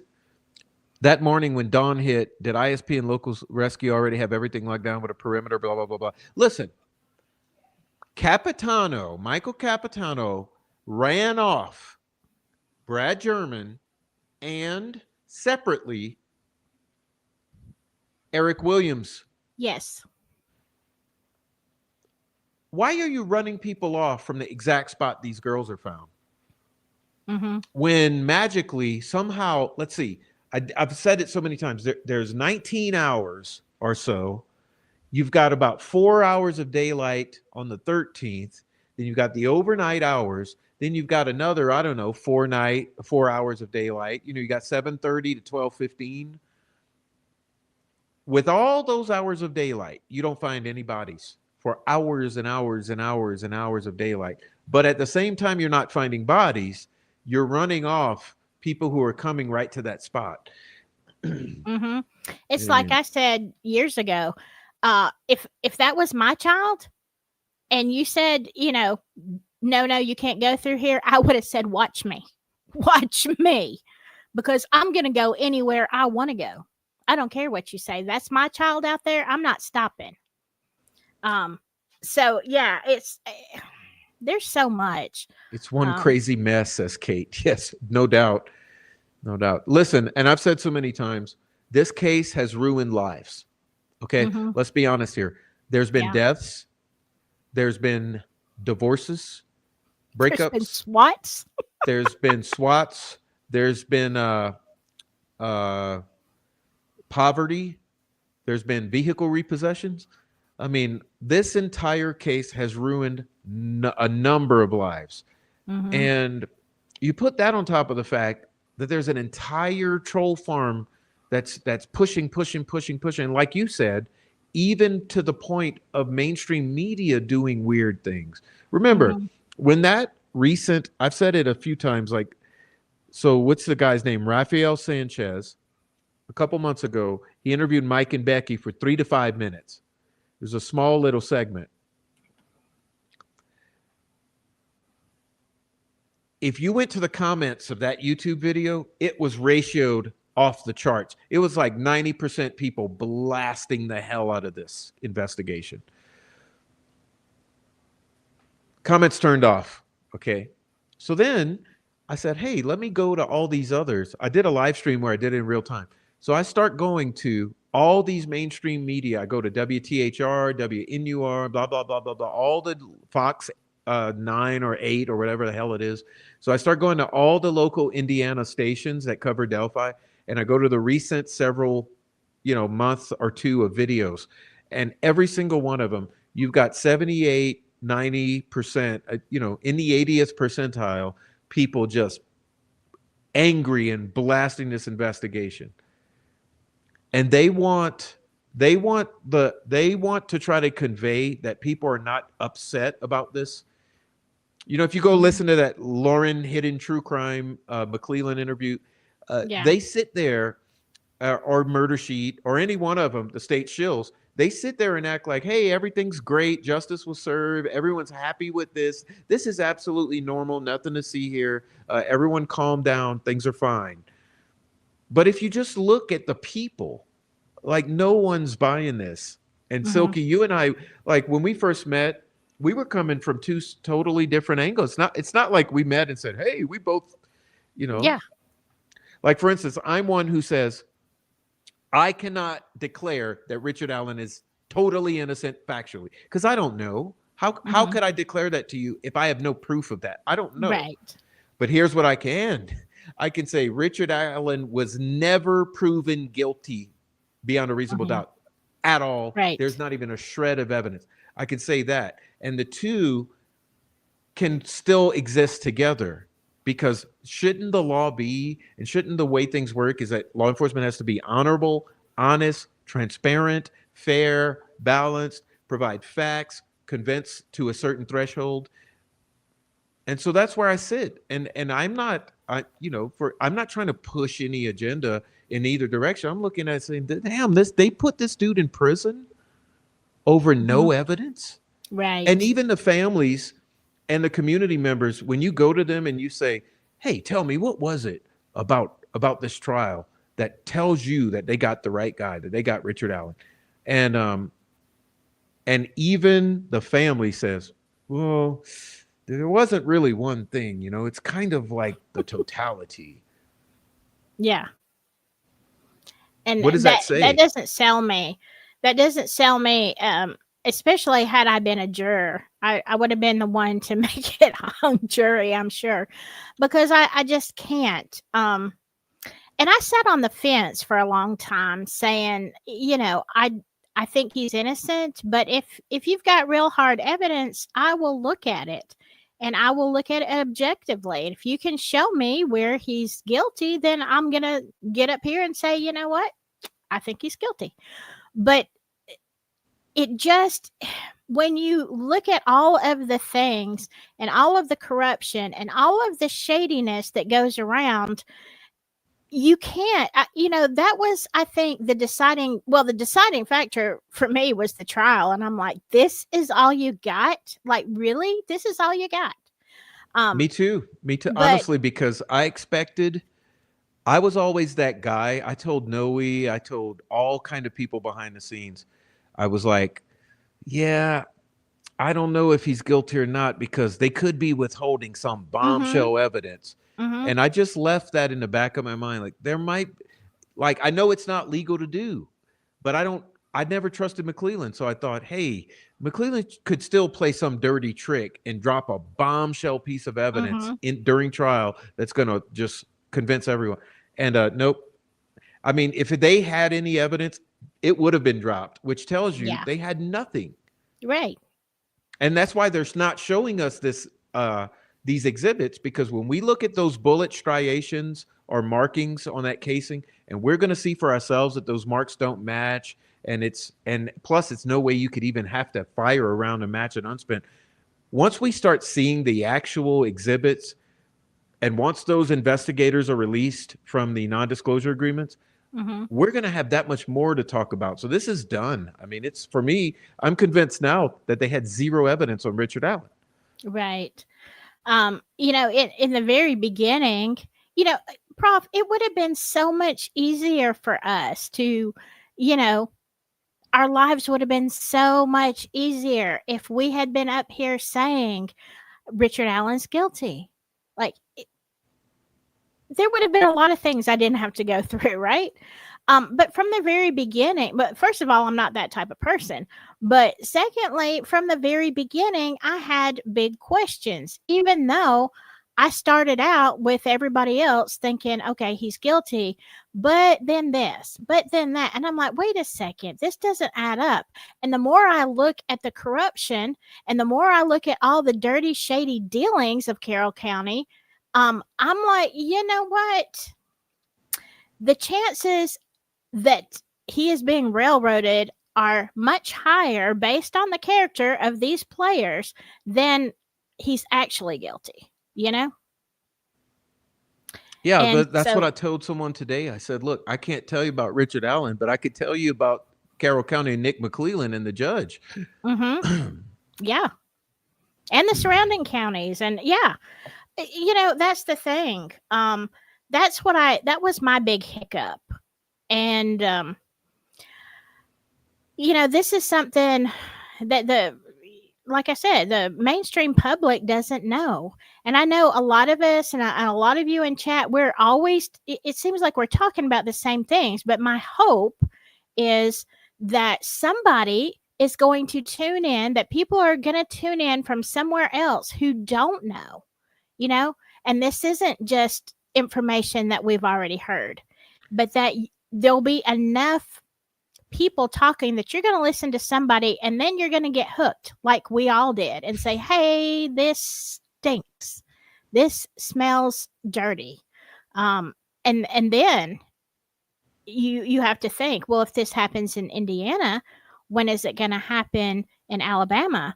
When is it going to happen? And, wherever. What if it's me? What if it's my family that gets railroaded? I mean, if you don't stop it now, then they're just going to keep doing. And we've made friends in Indiana, and I mean, have a lot of people that I just love, and then some of my people are across the pond. But I worry about my friends in Indiana, because I already know it's a hot mess of corruption. It's a hotbed. So what happens to And I somebody tell else? you, I've just been struck by because both of us have had kind of a difficult ride here, you know. But we're survivors. Like that's the thing most people don't realize. The fact that we're still here is a huge accomplishment because most people have been run off this case. Mm-hmm. Um, but I've been astonished by the number of people who have reached out to me and just said that, Prof, I didn't know when I came into this. I mean, I have people who said that I came into it 5 years ago, I didn't know, or 2 years ago. But then I'll have people who say, I came into it last month. But so many people contact me and say, Prof, uh, when I came into this, I thought this and that, and I believed blah, blah, blah. But the more I looked into it and I saw that they had no case and it was clearly a setup or a railroading, and that the Mm-hmm. things that this prosecutor and judge have done, I absolutely have been convinced that something's wrong here and blah, blah, blah. And then it's just amazing because then I get all these people deep diving my channel because I've been doing lots and lots and lots of lives, and I'll get comments on videos from 3 months ago or 6 months Mm-hmm. ago, and they'll say like, "Oh my God, I can't believe like I never knew all of this existed." And it's Right. like, yeah, but it's the tip of the iceberg because even we don't know. This is the thing, the community, there's people out here there that know what happened to these girls. Mm-hmm. Yeah. We look at the tip of the iceberg. Yeah. And I'm hoping that enough people are going to get upset and write to somebody, do something. I don't want to see this, appeal linger into years. Um, you know, That's what they're planning. oh, I know. I know. And yeah, and the world is not going to stop watching, so we're not going to stop talking. Now, I cover a lot of things on my channel. I used to be exclusively Delphi, and then, I went to other cases and I do other stuff.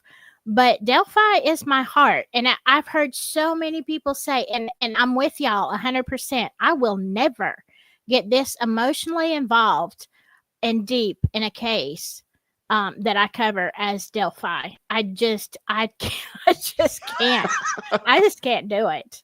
I have a Papas. Thank you. I have a Papa says we interrupt this program for a special announcement. Subscribe now and take Prof over 5,000 on the main channel. Yay! Please do listen, y'all. What am Yeah. I? Whoop, I'm whoop, whoop. I'm really close to 5,000 subs, and maybe what we'll do is a Friday night party for 5,000 subs tomorrow. Yeah. Yeah. No, but Silky, absolutely. I mean, this this has been difficult for everyone, and I think people don't understand like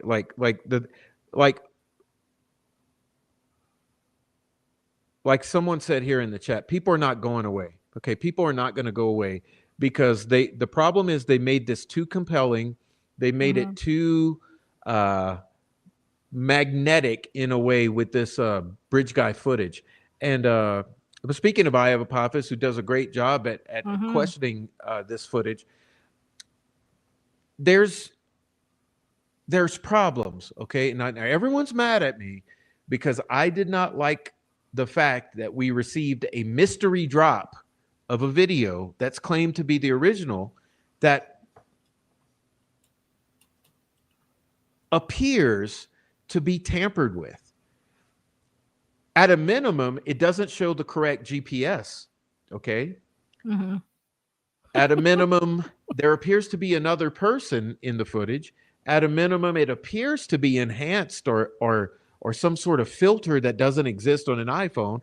At another minimum, that girl appears to be wearing in the shadow. There appears to be like sweatpants on the girl, not jeans. So there's so many anomalies, but Mm-hmm. it's still like, I guess the main point for me that's infuriating is I do agree with everyone that yes, we deserve these exhibits, and we also deserve for the investigators to be unleashed from the non-disclosure agreements to be able to speak about the fucking case that they Mm-hmm. spent the past year on. Yeah. We deserve all the evidence, all of the exhibits, everything, and all of the intelligence from the investigators who've worked hard on this and talked to people in the course of their investigation. So, why is a tight seal being kept on this when this is all supposed to be done? It's all supposed to be Right. public information. And the judge, she's sitting her ass at home tonight, smiling an evil smirk Mm-hmm. over this, saying, I'm in control. I'll drop it when I feel like it, and it might be 6 months from now, it might be a year from now. I'm going to delay as long as humanly possible, and ain't shit any of you could do about it. Yeah. And this video that was dropped that is highly contested about the authenticity of it. McClellan even had the nerve to shame the public for being interested in it because it offends the family. The family is hurt by such a thing, and just like the family is hurt by the crime scene photos, and because it shows the sticks deliberately Mm-hmm. arranged on the bodies. There's so many things, and they always use this family as a shield. And the people call me a family basher. I'm not a family basher. I don't care whether the family. I don't care to bash the family. Like the family is the family. Obviously, if their loved ones have been killed, they are victims as well. But there's Well, something wrong here. There's something wrong, and to use the family as some sort of wall to keep the secrecy, it's not acceptable. Like the family needs to understand that the public cares about homicides, and you should mm-hmm. give the public the resolution that it seeks, which is transparency, information, so that the public can feel a certain way, like good about what was done. And Richard Right. Allen is a member of the public. And so if the public doesn't feel that one of their members has been handled properly, the public's going to have a reason to question it. And this whole gaslight of, oh, don't do anything because walk on eggshells and walk over hot shards of glass for the family because don't ever upset the family in the least. But Right. it's infuriating because listen, you want the family to have resolve and you want this whole thing to go away, then open it all up and let the internet look at it and let the internet say, you know what, the right thing was done. And that will make Well, it go away. yeah. And I mean, I try really hard on my channel. I have my personal opinions, and I have said this many times. I keep them to myself. Um, but I have tried really hard not to publicly bash the family. I do have questions. But the one thing, and it's just because I have to wonder why. Okay, my question is why? Because I'm looking at it, and I know people are different, but I'm looking at it like if it is my daughter, my daughter that this happened to, and the police are not solving this crime, and if everything is on the up and up, and I don't have anything to hide, then I'm going to be, you know what? I'm going to be everywhere. I'm going to be saying, thumbs up to every creator, anybody who's asking the hard questions, and I'm going to be answering. I'm not going to be shy. I'm going to be shouting from the rooftops everything I know to try to find out what happened to my child. And I don't understand why there's been such secrecy, you know. Um, I have often wondered whether, like everybody else in Carroll County, they're afraid to let the truth get out there as well. Like, are they in danger if they do? I have to consider all angles. Is there a reason? They've talked some, but certainly not what I would say. When you're going to go into something openly, you're going to consider everything, right? If it's my daughter and I don't know what happened, I'm going to consider all theories. Yeah, let's look into that. Okay, let's go down to that because nobody's been arrested yet. Let's look down this rabbit hole. Let's look down that one. I'm not going to, it, it's just weird to me, I guess. And maybe they have their reasons, but it's a little bit sus. It's a big old sus cake to me. Why it's not been there, they haven't been transparent. I don't feel that they have.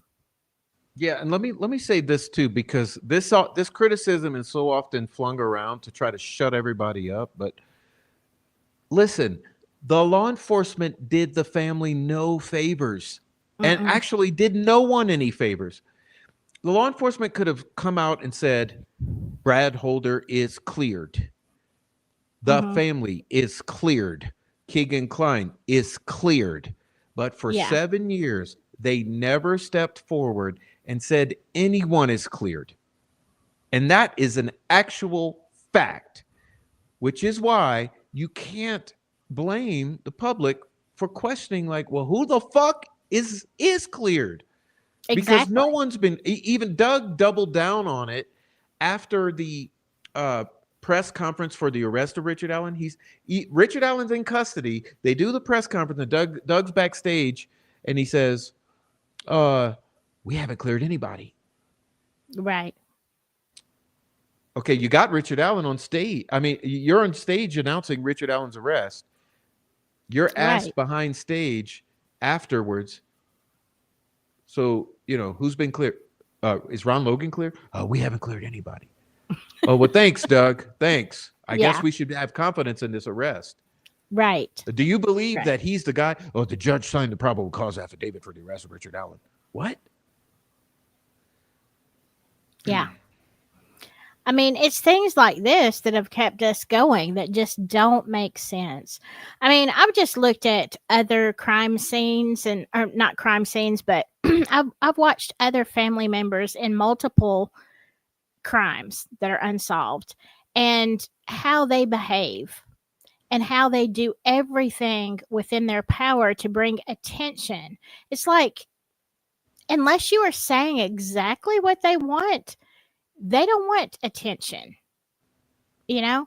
And so I have to think if you don't know what happened, it's just, it doesn't make sense to me when I watch the reactions of other family members, different states, different people. But there just seems to be like, to me, it just seems like there is something that they are holding on to information. Now, is it for their protection? You know, the whole family's protection from an outside force, or is it, you know, is it inside? I don't know. Um, Certainly have had a lot of questions and private conversations on what the heck. Um, but I don't think, even though I understand, yeah, you don't want the crime scene photos out. Um, I do get that because I mean, I understand the feeling about that. Okay. But as far as everything else, if I would want to know if the man that is spending 130 years in jail is the right guy. I wouldn't have a problem with having the information out. So, I mean, what family would? Like, I want to know that else is not walking the streets and somebody else's, baby Yeah. girl is going to be harmed. Let's say if this is a 3-person crime, even if you believe Richard Allen did it, what about the other two? Do you Exactly. not care that other people's children or daughters may be taken? Mhm. Exactly. So that's where I come into it's very confusing. It does not seem right. And I mean, I just know as a parent, I want all of them, whoever, whether it's 1 or 20, I want them all to pay, you know? All right. Okay, let's pull this back up. Boy, that was good, Silky. I love this chat. The chat, you get us started and we Yes. won't shut up. For But sure. we feel passionately because Mhm. listen, you think we don't want to put this to rest? We want to put it to rest. I do. We're tired. Yes. All right. I'm just going to skip through this because it says that there's DNA problems, and we all know about that, but there's confusion. And why the confusion? Why all the confusion with DNA not being tested, being unidentifiable, being late tested, being lost, swabs being lost? Can someone please explain if DNA is such a linchpin of modern convictions and prosecutions? Can someone explain to us why the DNA was treated like toilet paper in this Mm-hmm. investigation? All right. Yeah. And DNA not tested. I was just looking at. In fact, I downloaded it. It's on my phone. Somebody put it on X. Um, all of the DNA and where it was taken from that wasn't tested. Unknown this, unknown that. Well, you're telling me in the Idaho 4 case, they took 10 skin cells off of the sheath, the button of the sheath of a knife. Amazingly. What? Yeah, amazing, which is Yeah, amazing. but you're telling me that you can't do IgG or whatever. You can't find out who these people are. Horse feathers. Of course you I mean, can. this is modernity. Are you telling me with all the forensics that exist, you can't do shit with Abby and Libby? You can't Exactly. even prove. You say it's Richard Allen. Prove it. Nope.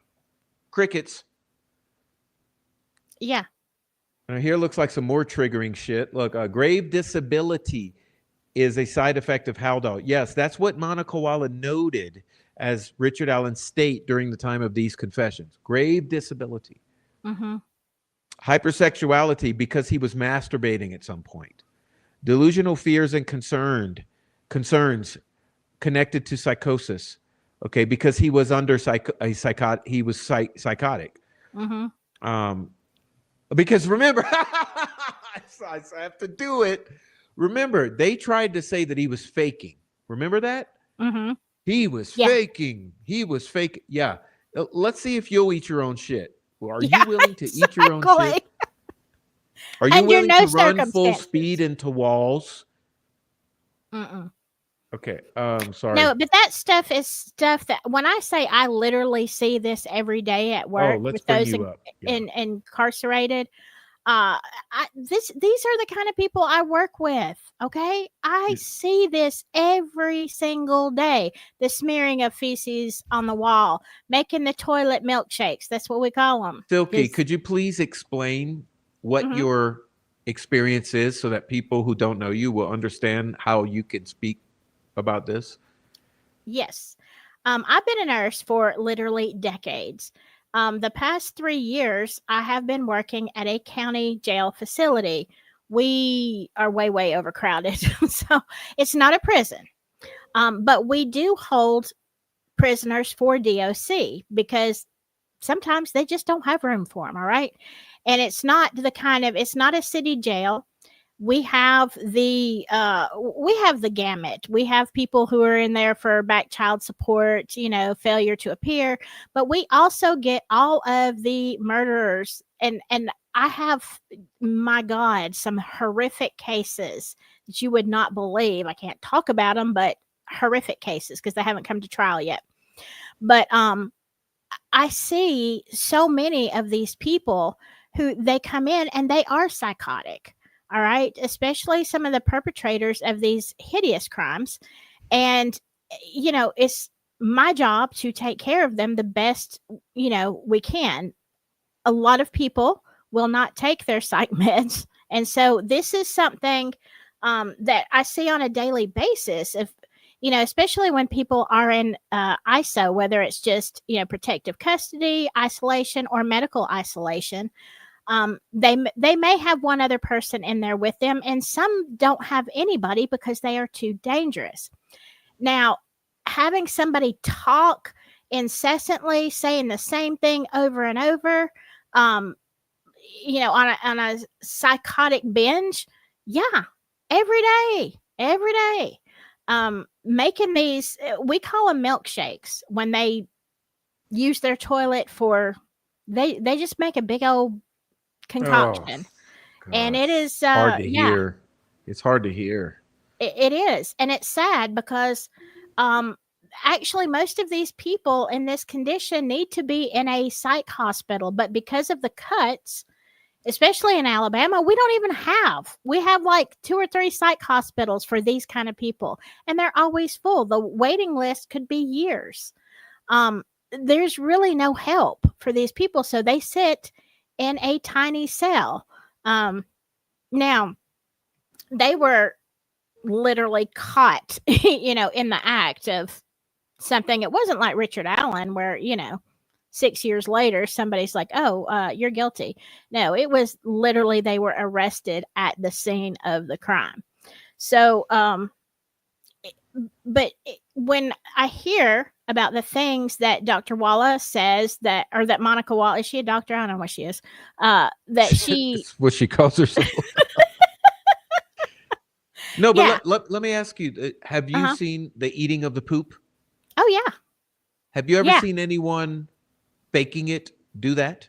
No, not once, not one How time. about the self harm to an extreme degree, like running full speed into a wall type of injury? No, no. I have seen minor stuff for people who want to just get out and go to the hospital because whatever. Sometimes they're there to get a drop of substances. It's made up stuff. And so that's my job: determine what's real, what's not.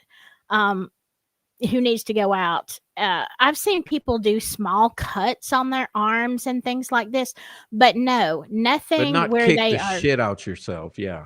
Yeah. Yeah. And I mean, I've seen people make messes in the toilet, but not eat it. Okay. Not eat it. Um, Yeah, it, this is what I'm saying. That the fact that you remember how they've tried to do this with every single thing. Like they tried to say they found evidence at Rick's house that proves it, and they mhm, came up with all this list of shit that was never found and never was pertinent. Then they tried to say uh, he molested his daughter, never mhm, happened.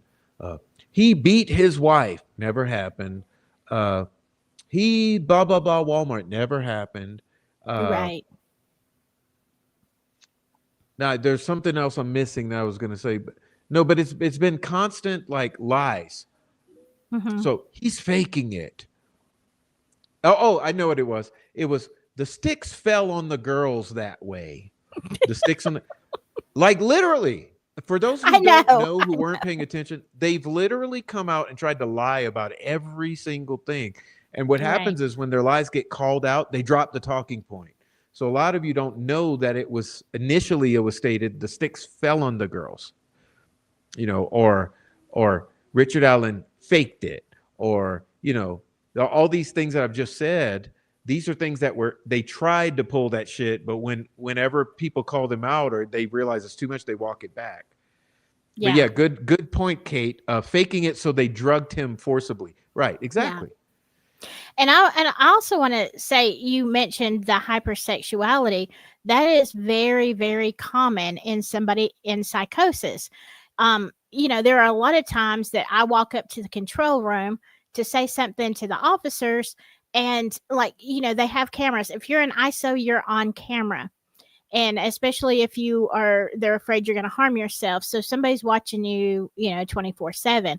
I walk up there, they've got monitors everywhere, and I'm just looking around talking. And then it's like, whoa, oh God, my eyes, I'd never wanted to see that.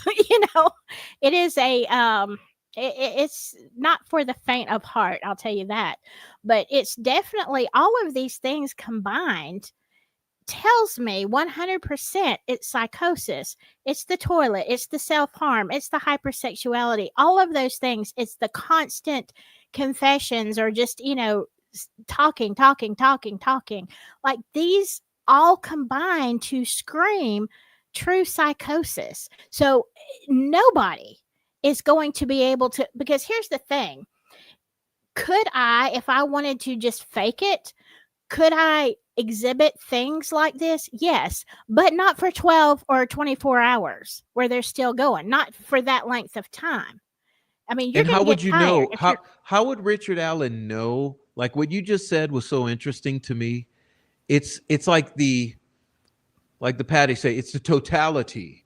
Yeah, the Mm-hmm. totality says, yes, this was a genuine psychosis.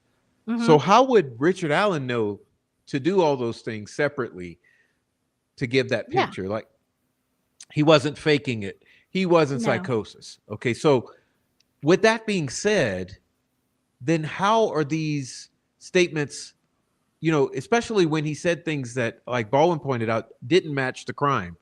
Mm-hmm. How are these things admissible into the court when they didn't matter? Like, I shoot the girls, I sexually assault the girls, I do other things that never happened at the same time that I'm doing all of these. I'm exhibiting all these symptoms you just went and listed that together paint this picture of a true psychosis. And see, I never even thought about that, the hypersexuality as being uh, one of the components. But Mm-hmm. yeah, it absolutely makes sense when you put it that way. Yeah. Um, basically everything to some extreme degree. So any possibility is at the extreme. Yeah. Oh, And it's like I something. said, the telltale sign is the length of time. Because could I put on a good show if I was desperate to get out of jail or to do something?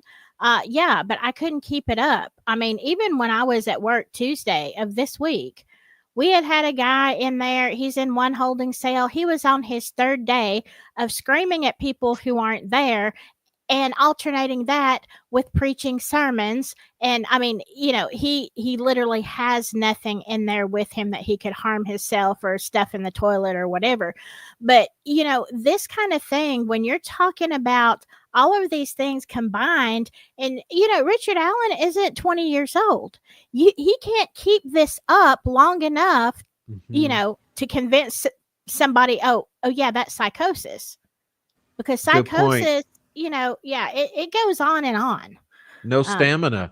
That Not enough mhm, stamina. And like Tracy's saying here, I suspect contraband substances given as well as mhm, could intentional be. induced psychosis. Well, let me say this. Remember in the letter of Robert. Okay, so here's another thing. There's this inmate named Robert Baston who wrote several letters out of concern.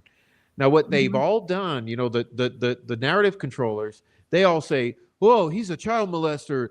Those letters don't matter." But no, no, no. Let's take the letters at face value and ignore the fact that obviously he's a convicted felon if he's in Westville. But what mhm, Robert Baston says is, hey, there's a problem with Rick Allen. He's undergoing psychosis, and they're smoking spice up in here mhm. all the time. And the secondhand Right. spice smoke is getting to him and making him Mhm, worse. So imagine let me pull it back up, what she just said. What if it wasn't even that they were injecting him with contraband, blah, blah, blah, but it was the secondhand exposure to the spice that was being smoked in his cell block or whatever, that's blowing mhm, right on over next door from next door.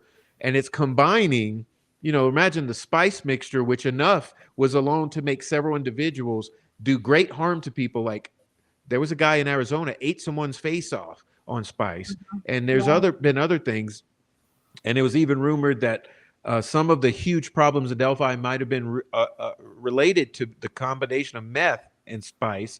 Well, if you had Richard Allen was on Prozac, being forcibly injected with Haldol, and inhaling spice from being smoked next door or something, you can almost, and he's in solitary for these 8 months or so, you could start to understand like what the fuck. Mhm. Like, yeah, that's Yeah. a that all it's a compiling medical crisis. Right. And something else that you have to take into consideration are, even if it's not something blowing through, um, and we have this problem in our jail. Like you have the trustees getting contraband, and who's to say they didn't sprinkle something, a combination of stuff on his food, you know, that put him in that psychosis. If it was, we see in my area, we see a ton of, um, let me just say, I'm going to be careful because it's YouTube, uppers and downers, the bad ones put together, and the downers are the pain reliever. I mean, you can die like so quickly. and the upper, the is supposed to keep you alive, but it doesn't always work. But you sprinkle some of that, and I've seen people like lose their minds. We know they're on something we don't know. Of course, there's a lot of other stuff that comes in there, but yeah, you already have the odinous guards. Who is to say that somebody didn't slip him something that Maybe, he didn't well, even know? honestly, Silky, I've wondered about that. I've wondered because you remember the photos when he was stick thin or Yes. paper thin. Yeah. He had deteriorated. He lost his. Monica Wall even made the statement of, I think she said tanked or whatever it is. His weight literally bottomed out. It floored it. He hit Mhm. rock bottom as far as losing body weight. Right. What if it's because he wasn't eating because he realized that if they had done something to his food or put something in his food the first couple times he experiences that and he's like fuck this, so he stops eating for 6 months until they go and find that he's lost 40 something pounds, and they say, hey man, something's got to happen here, you're going to die, and then so Mhm. he starts eating again. That could have been a reason for the eating of the feces. Maybe he's like not wanting to eat the food. He's starving for weeks on end, not eating. And he's like, well, I got this feces. Like, we don't know. And No. unfortunately, he hasn't told us. But I would suspect that like if you're not eating, there's a reason. Right. Because My observation is that when you are incarcerated, you gain weight, not lose weight. It occasionally happens, but not usually. Because let's face it, you're not getting nutritious meals in prison or in, our jail. Which actually I think we have a pretty good situation considering, but yeah, you're eating a lot of processed foods. There's a lot of sugary things, especially if you're getting commissary. Like I always see inmates gain weight. Um, and so you have to think with him losing weight, what if they were sprinkling an amphetamine, you know, Mhm. on his stuff? Well, then you don't want to eat, right? You're going to go days and not eat or eat very little. So I that mean, could be another reason for weight loss I and could induced totally see it. psychosis. I could totally see it. I mean, listen, do you think it's a coincidence those guards were wearing these Odin patches and that Mm-mm. when Holman found out about them, they immediately got removed and then the tattoo on Right. the face came? Like, do you think all that's a coincidence? No, So, not at all. if they're Not at all. willing to try to, like, for me, it's also no coincidence that he's shackled the way he's shackled and there's a shock vest. He's paraded around like there's Hmm. a clear intimidation that's happening. So, Exactly. does it logic that they might have been messing with his food or drugging his food? Yeah, like absolutely. And for anyone to say not, you're delusional or you're just straight lying because it's obvious. Look, if they're willing to do all that other stuff, they're willing to put some shit in his food. Hmm. Absolutely. And now look, Robert Baston also said they were all threatening to kill him and his family. Remember that. And Hmm. even Richard Allen said they're going to kill my wife and Right. my daughter. Like, come on. And I'm Yeah. not making excuses that, oh, well, that means he confessed to Abby. Look, no, it's saying that, look, shit was going on. This guy's a pretrial detainee. Just think about it for a while. Right. He's a pre-trial detainee, and this shit's going on. Hmm. And on top of that, he's in solitary, like not for a week or a month or 2 months, but a long time. Right. It's really that I think when people say, "Oh, you guys just love a baby killer," like, look, it's human rights abuses. Is this not the United States of America? Well, what I also find interesting is that he only had that psychosis in that one incident. Okay.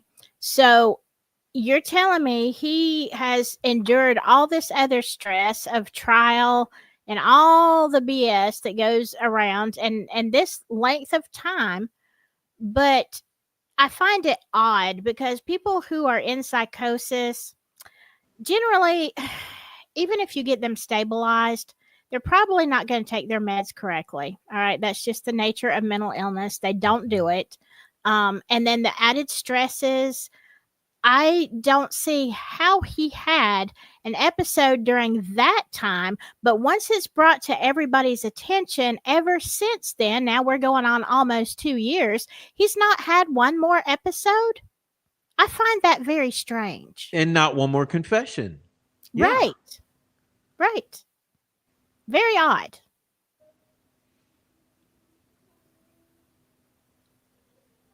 I don't know. What do y'all think? I'm loving it. I'm reading the chat. I mean, this is what I love about this chat. Ain't nobody's in here gaslighting or trying to like shift from the just basic, common sense narrative. Something's going down here. I mean, there's no way this many coincidences ever happen. I mean, remember when I had the Discord? I don't know if you were ever in there, but this is years ago. Mhm. I had a little section called, I don't know if I can remember what it was called. Aaron Town might remember someone in there, but in the chat. But I had this section that was all about coincidences in this case that we're supposed to believe. And we had been posting in there. Silky, we must have had 65, 75 coincidences. Yeah. And this is before trial and all the pretrial motions. Like, just based on the family telling the narrative and the community telling the narrative over the years, we had already had like all this list of coincidences that we were supposed to accept to believe this version of the story. And now you add on top of that all the shit that we just talked about. Yeah. Like, it's insane. Yeah, exactly. Heavy metal coincidences. Mm-hmm. Like when you have to accept 65, 70 coincidences to make something true, it ain't true. Because you might have one. Right. Some people say, I don't believe in coincidence. Well, that actually means, yeah, you might have one or two. But you're never going to have 50, 60, 70 in a line that you have to believe to make this story work. Anyway. Yeah. Oh, man. Let me pull this up, Silky. We on task. Okay, we're on task. Thanks for coming. It's good to talk to you. Oh, it is you too. That's the thing is I like to talk to people who have a brain, Prof. And, Well, your job is pretty difficult. It's like, I've had all kind of guests on my show, but I'll just tell you, I like people who think and who can think outside of the box and, don't lock into, because I feel like neither one of us are locked 100%. If you could give me some other evidence, like, look, I don't stick with something unless that is what I believe truly, and it's good to talk to somebody who is not just, okay, this is my stance and I'm not changing it no matter what. Look, you got to be fair, and it doesn't always win you friends, but truth and justice for Libby and Abby are what we're all here about. And I am at this point 100% convinced, unless somebody has got some other evidence that Richard Allen is innocent and being railroaded. So there you go. Well, I was telling Noe that earlier today. I was like, I don't care. I don't have any narrative to push here. It's just like, basically, I'm just like, don't fuck with me, Like, dude, I've been lied to my whole life by family, by friends, by students, by bosses. Don't fucking come and lie to me on something that I'm willingly engaged in. Right. I mean, come on. We're grown-ups. Right. All right. So let's see. I love Prof and Silky shows, says Nicole. Hey, Nicole, thank you for that. We love you. Yes. All right. Thank you. So let's see. But see how that triggered, like that one statement, grave disability, that triggers me because I'm telling you, we don't have any of this. Remember, the judge made sure to exclude it because of its medical reasons. They don't want us to have the Monica Walla. Listen, if there's one thing they don't want us to have, it's the Monica Walla. Okay, so they're going to try all they can to keep that from us. But we had Yellow Jacket go and sit her ass in a courtroom when Monica Walla was doing one of the pre-trial hearings. So we were able to get some nuggets from Monica Walla. Mm-hmm. And and what we got from Monica Walla is he was noted as is undergoing a grave disability at the height of a psychotic episode. Even she said that, and her supervisor said it. So there's no question. This whole thing about faking, it was never an issue, other than the trolls. Like the doctor and the supervisor both claim there was a psychotic episode, and it was extended, or a lengthy extended period. He had self harm. He had hypersexuality, delusional fears and concerns. He was on suicide watch. Um, oh yeah, the babysitters. Talking about the babysitters here. No guard. No formal mental health. Right. Um, the guard noted that Rick told him he molested the daughter, which never happened. Okay, the daughter said it Mm-hmm. never happened, and the whole thing. Remember, these trolls also tried to say he's divorcing his wife. The wife doesn't believe him. She's leaving him. She's Right. just she's just here for the mother. They did this whole Mm-hmm. campaign with the marriage, and then they Yeah. reached out to Rick through the prison messaging to ask questions about his marriage. Which all that shit's been shut down. Don't worry. Um, Yeah.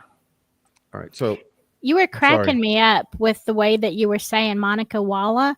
It I love. sounds like it sounds like maybe a big mess. Like they just made a Monica Walla out of it. It just sounds like a new word. I might use that. You know what? This is so messed up. It's just one big Monica Walla. It's a Wella, but they've all lied too, because there's all this conflicting information about which group she was in during this time, because she was in all the groups, Mm-hmm. but it's something we can't get facts for because the people who were in those groups with her are lying. Everyone's lying. Mm-hmm. So it's like no one wants their hands dirty in this situation. Right. But she was like, this was malpractice. Bottom line, you should never be engaged in what she was engaged in Mm-hmm. for leisure, while at the same time medicating a patient. Like there's she should have not. I don't know how they could have gone around that. If they could have found another contractor or moved her, but she should have. She did make it known to her upper supervisors. They did nothing about it. They allowed it. So you can't really say that it's only her bad. The responsibility for me technically would really point at her supervisors, who knowingly allowed her to continue to treat him when she went to them and said, I'm a Delphi fangirl. And they said, oh, it's fine. Are you ready for a fun fact? And this is Yeah. 100% true. Um, doctors and nurses and maybe other healthcare workers who are drawn exclusively or heavily drawn to psych rather than straight out medical, whatever, usually are drawn to it because they have a diagnosis themselves. They have some kind of mental illness. And so, therefore, they are drawn to that particular area. And this is well known Wow. among us. Uh, Wow. yep. Please, gosh, say it again. Say it again. Jesus. Doctors, nurses, I'll just say any kind of, a professional in the healthcare field, if they are drawn to and practice in the psych area, it is usually very, very high percentage, like 90s, that they themselves have a a mental illness or disturbance, and that is why they are drawn to the field to help other people, which I mean is understandable, but you have to know. So whenever I see a psychiatrist, at work or wherever I'm at, Not, I'm not going to a psychiatrist. Let me just make that clear. Maybe I should, but I'm not. But whenever you see a professional in that area, it's always in the back of your mind, because this is something that we're told a lot in nursing school. Hey, you need to know this. I'm like, huh. I'm sitting there looking at them thinking, I wonder what you got. What kind of mental illness is running around in that head, buddy? Boy, I'm watching this chat is just geniuses all through my chat. I just thank Mm-hmm. you so much for being here, everybody. Uh, The wow. case of Monica Walla among us. I have a Professionals. office that is hilarious. All right, let me see what else we got here. So, thank you, Andrea Burkhart, for providing your excellent coverage of the trial. Let's see what we got. Yes. Jesus, but no, but remember the babysitters. Okay, so who was allowed to interact with Alan? Well, some of the inmates. Mm-hmm. That's disturbing too, because Yeah. who's to say they weren't there saying, "You baby killer, I'll fucking kill you if I get my hands on you." I Exactly. honestly suspect that there were people sitting there, messing around with him, intimidating him. Um, I'm sorry, y'all. I'm just so upset. I get every time we get to this part of this story, I literally get emotional because I get really upset about like this is medical shit. This is medical shit. I get upset because this is something no one has control over. Look, have you ever Mm-hmm. been sick, truly sick, where you relied on someone to care for you? All right. Yeah. Okay. Sorry. Let's see where I can get my bearing here. Yeah. This is Uh, the same thing that upsets me about the legal, the correctional system that I work in is, again, none of us want a mentally ill person behind bars, not the officers, not the nurses, not the warden. We don't want them there because we know, yeah, we're very aware they've committed a crime, but we also know that is not where they belong. Okay. They have no yeah. business Don't they behind belong in a bars. medical facility? What? I said, don't they belong in a medical facility? Yes. Yes. Well, you think about even Lori Daybell. She got to go to, a mental health place for a year. She was there before trial. Um, is it gonna, should they be exonerated from these hideous crimes? No. But most of them come into jail unmedicated and certainly unstable. So you're taking somebody, and in my opinion, they need to be mentally cleared before. And this guy was a pre-trial detainee. Exactly. Like this was Exactly. just mind-boggling to me. This is America. Are we not the land of the free? Like there should be rules. The rule is you don't put a fucking free man in prison who's mentally ill because of the confinement. There has to be some Hmm. process. You would think, I but keep this is saying we our need an justice Allen's system. law, and I will never stop saying it until we get an Allen's law. That's a great idea. Okay. Yeah. Another officer statement. So this is talking about Rick's curled up in the fetal position. Okay, but of course, this ain't in a log sheet. There's a code 27 that could have been used to note fetal position. So they're trying to explain it. Uh, he's laying down, he's crying, he's doing all kind of shit. Like I said, he's running full speed into the wall, into the iron door. And his face is, see, this is some of the photos that have not been seen yet. His face is black and blue from Mm, impacting the iron door. yeah. Okay. I'm going to continue.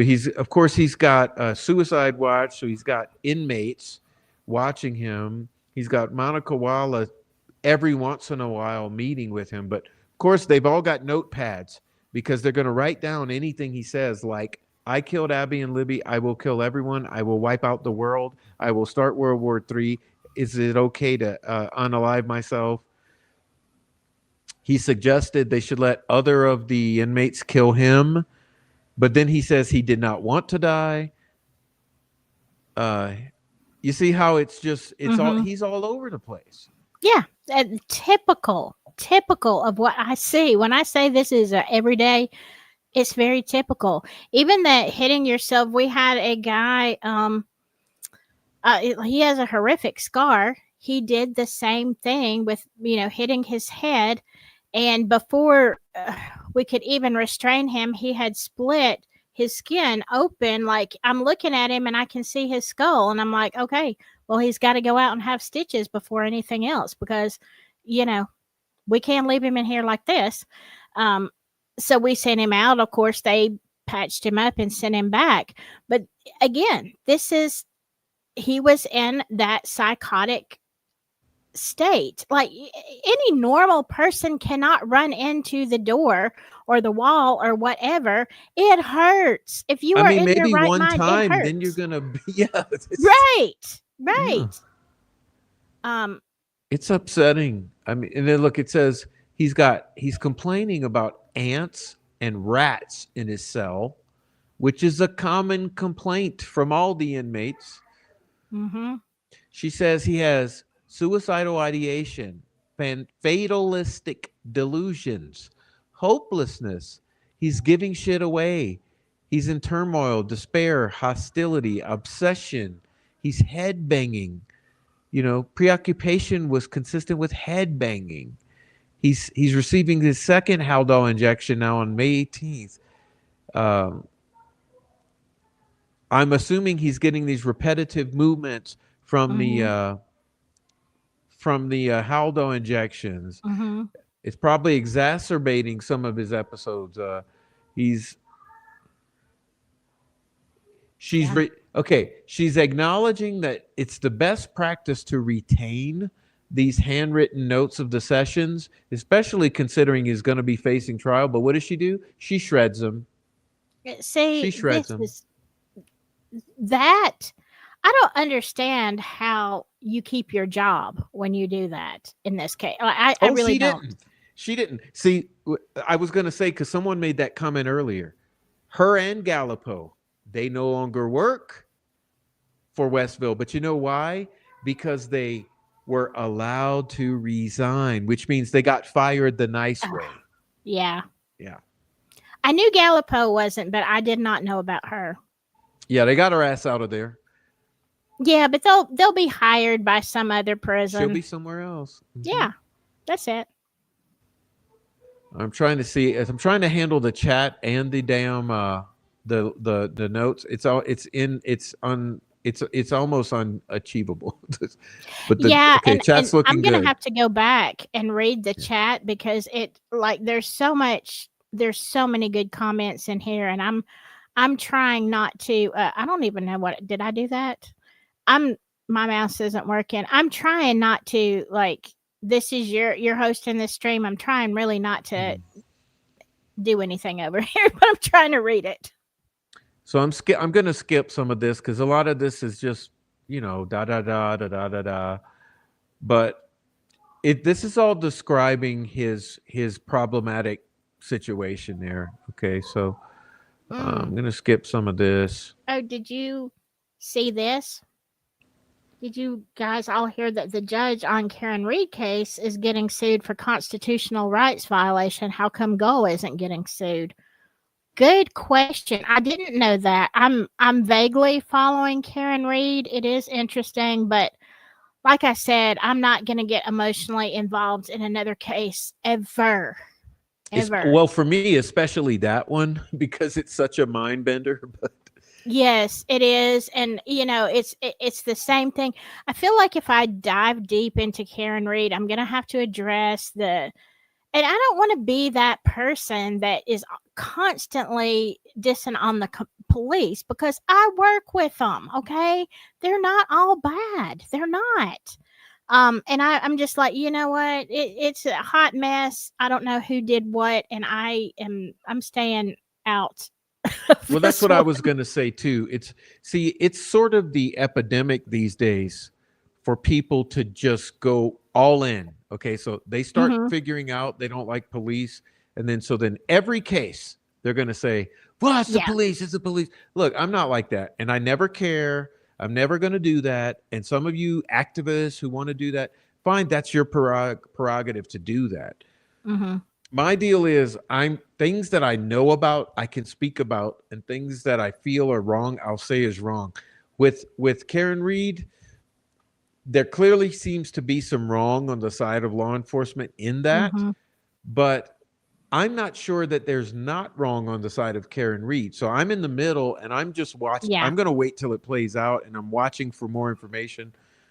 But one thing I can say looking at this whole deal with Richard Allen, there's way less about Richard Allen. Okay, so there's nothing on Richard Allen and there's everything on the side of wrong by the state. So I'm Mm-hmm. willing to stand up and boldly yell Yeah. about it. Yeah. Big difference. Um, Big difference. I mean, see, I think where this leads back to for me is like you have to be able to admit that there is a thin blue line, that there Mm-hmm. is a fraternal order of a police, that there Yeah. is a Masonic club that is Mm-hmm. sworn to protect each other's members. Yes. So there are fraternal organizations or fraternities that supersede the law. Okay. Mm-hmm. And if we're talking about that, yeah, I'll admit that and I'll say that. And there's a lot Yeah. of that. Is it every single case of every single defendant? No. No. So there's this fine line. We have to be able to judge, like, is it this one a case of the fraternal orders superseding the law, or is this a case of justice being served? And when you see that, for me, when I'm looking at Delphi, see, my blessing, and probably you too, we know that we were in this before Richard Allen came along. I know I was. Mm-hmm. So Richard Allen coming along, it's not like it was the beginning of the story for me. That's why it's no big, it's easy to see through it. If I had been one of the persons who never ever knew or never ever heard or never talked to anyone local, if I was a newbie and Richard Allen was my introduction to it, I might be in a different place mentally. But by having some indication before that this was a drug related, I've never not suspected that this was drug related, this was sexually related, and that something went wrong. So I could never really get off of that because I'm convinced of that by the locals. And if you don't, those who don't believe me, listen, it's the locals who have convinced me of this. Just because I Mm-hmm. ain't put it on a community page or I haven't come out and talked about it doesn't mean that I'm not convinced. This is why I can sit here so boldly and say it's absolutely certain to me that what happened there was tied to the criminal underworld, which means drugs and sex. And so Richard Allen don't make sense to me as a lone wolf, just spur of the moment crime. This Well, is now not a see, spur of the moment. no, I don't think so either. But I did come into this differently. I had heard about the Delphi case, had seen some kind of brief documentary on it when it was called the Snapchat murders. And so, I was aware of Bridge Guy, that they were, and I was looking at the pictures. I'm like, how come they can't identify this guy? Anyway, I didn't delve deep into it until Richard Allen. And I bought into it like everybody else. Oh, they finally found Bridge Guy. Okay, yay. I was doing something else on my channel, not related. And, I don't know. I got sucked in with Richard Allen thinking that he was guilty. And the more videos I started doing, if you go back and look at my first ones on Delphi, by the second or third video, I'm like, I'm looking at myself and I'm like, I can tell you're not sure. It's not making sense. And so that's when I just put everything out of my head and I'm like, you know what? I'm going to go research this myself, and watched tons of news articles and reports, and uh, listened to both sides. And this is where I ended up. So, I came in it differently. I certainly wasn't a deep diving at all before Richard Allen. And then it just absolutely I came to the exact same conclusion that you did, Prof. And that's without talking to locals in the beginning. I'm like, okay, this looks like this because I am a true crime nerd, so I have looked at a lot of cases, and but yeah, exact same conclusion, different directions. Well, but we experienced somewhat of the same thing because I've said Hmm. before how the day that that announcement was made about Richard Allen, I literally jumped out of my bed because I was like, "What?" Because I believed that they had gotten one of the guys. So Hmm. I jumped out of bed and I was like, "What?" And I went to work and I was hyper and I was like, "Oh my gosh." And then I waited and waited and waited and then the PCA dropped and I read and I was like, "What?" And I Yeah, thought, it seems like they're talking about two different guys here. So who's the other guy? And then it was just a constant downhill from there. yeah. It's because immediately, as time goes on, I'm like, wait up. First of all, they're describing someone else. So there's someone else. And then the more evidence that I was sure there was someone else that they're talking about in there, the Hmm. less on Richard Allen. And as time went by, it's just been a total, it all fell apart. And listen, let's be honest here. All of you trolls behind the scenes, you fucking know. You know that you had the same experience. You might have thought at first Richard Allen, and over time you realized it didn't make sense and it all fell apart. So why have you done what you've done?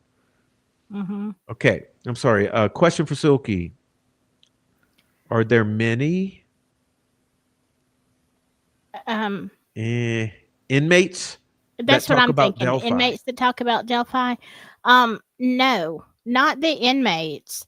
Um, but some of the officers, um, my coworkers, but not until trial. Um, when I would mention, and I actually met somebody from Indiana. It's been about a year and a half ago, and actually one of my daughter's friends. And I was taking her home, and we were talking, and I said, "Hey, you're from Indiana. Do you know about the Delphi case?" Because I was already doing videos on it. And she's like, "No, what's that?" I'm like, really? Really nobody knew about it until trial. I would have to say, and they would maybe like I used to have some kind of vague idea. But by and large, no. No. What about now? Anybody now? Yes. As a matter of fact, when I got swatted, the police officer, the one that I would talk the most to, I asked him, do you know about the Delphi case? And it had to do with the reason that they were there. And he's like, "Oh yeah, yeah," which was odd to me because nobody in the last 3 years until trial has known anything. They're like, "No, never heard of it." Um, but yeah, my coworkers, yeah, a lot of people do know now, and the majority are like, "Yeah, there's something wrong with that case. That guy's not guilty." Your inmates? No, my Oh, coworkers. your coworkers. Yeah, Hey, a question on that. Do you know who was behind you getting swatted? no, Okay, I don't. I moving on. really don't. And I know Lowlight had really wanted me to look into it. I'm like, you know what? Well, It see, doesn't the really the thing matter. is, like these people don't understand yet what goes on with Delphi. Some people don't. I think people are starting to understand. Hmm. But covering true crime is a horrible, like this is the worst topic you could cover on the internet is true crime Yeah. because there are actual criminals who are still out there who have a reason to terrify people Hmm. talking about cases they may or may not be involved Yeah. in. Okay, so let's see. And the one thing, and I've said this on my channel, my regular stuff, I don't understand why I was targeted really because I feel like I'm just a kitten in this. They're lions and tigers and bears that roar about stuff. And I have my opinions for sure and I don't hold back, but I'm like, you know what? Why me? You could have I said something. Yeah, you could have uh, said something that. Struck a nerve. I must have. Probably more than once. Rebecca Ann knows. Look, she's in here. She's been fucked with. So, pardon the language. Silky channel. I'm not trying to get you a No, strike. that's okay. Okay. Okay. They have to shut people down. Yeah, they do. They often terrorize. Okay. They're domestic terrorists. Let's talk about it. Okay. So let's continue. Let's see. I'm going to skip some of this. This is talking about kind of the search. I mean, we all know about this. There's that really interesting controversy about trail cameras, I'll admit, is somewhat Mm-hmm. intriguing to me. But we have nothing on it because everything's been deleted and hidden. And the investigators are still silenced. Okay, let's see. Well, here's the thing. For a long time, let me just interject this real quick. For a long time, they said it was the video, but I have found multiple sources over the last probably 6 months or more that were quoted in a newspaper or news sources saying that this bridge guy came from a series of trail cam photos. So when you go back, like we talked when you were on, when I was hosting, um, they said we have video of different people who were in that courtroom saying he was a tiny little speck. So you didn't have that. Now, if it came from a trail cam because he was so far back, then there is no way that he got to the end of the bridge like that one video shows, right? It doesn't make sense. He couldn't have got there that fast. I just have, oh my gosh, I have so Well, many questions. But how do you tell the news, 7-8 years ago that this came from trail cans and then it gets scrubbed, then it resurfaces, but now it's a video? It's like it's just it's yeah, then a then it all crazy. one day it was a 2 minute recording, and then it's a one Mm-hmm. minute recording, then it's a 43-second recording. See, this is why we need all everything. I mean, that's one thing we can all agree on. Even those people who want to fight with me, look, we can all agree we deserve everything. We need everything. Yes. I mean, that would kind of make everything go away, right? Okay, so let's see what else we got here. Yeah. Let's see. Somebody, I'm looking for a comment.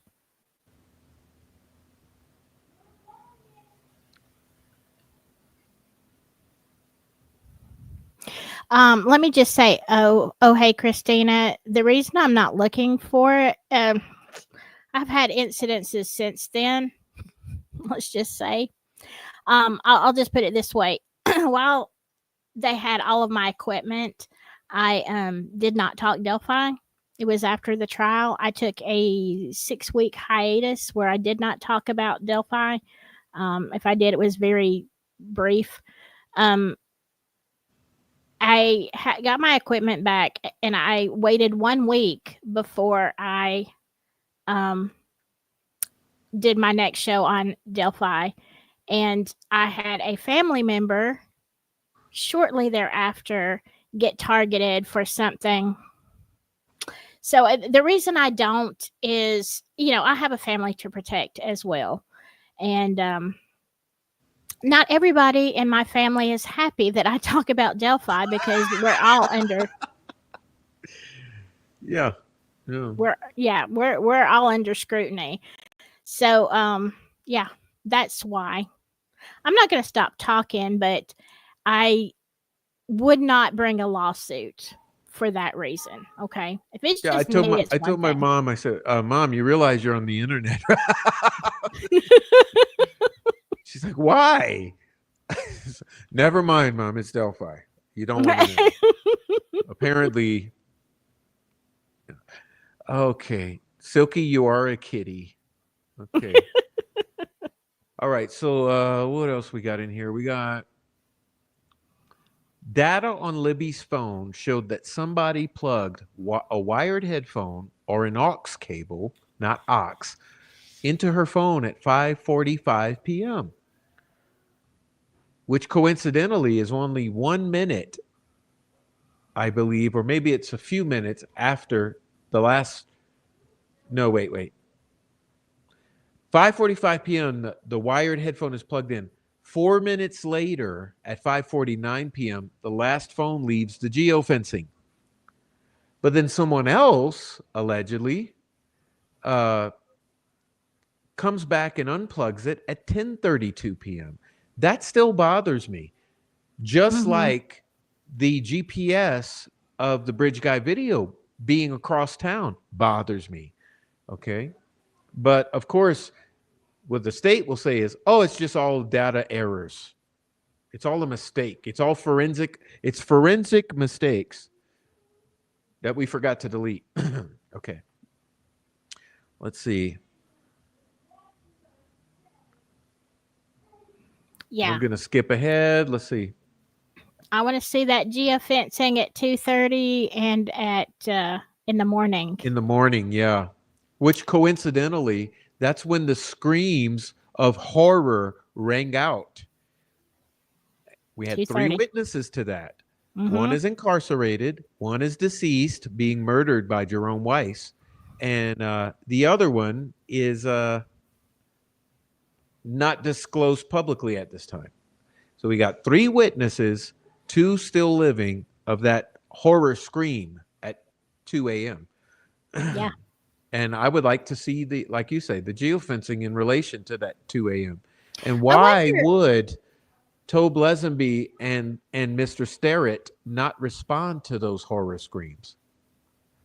It, there is no excuse.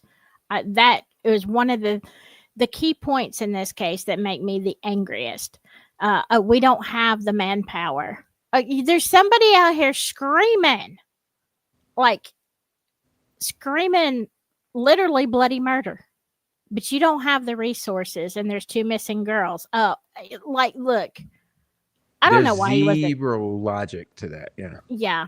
But I wonder if the defense has seen the geofence for those times. I mean, we don't know. This is information. Did they even do a geofence for those times? Who knows?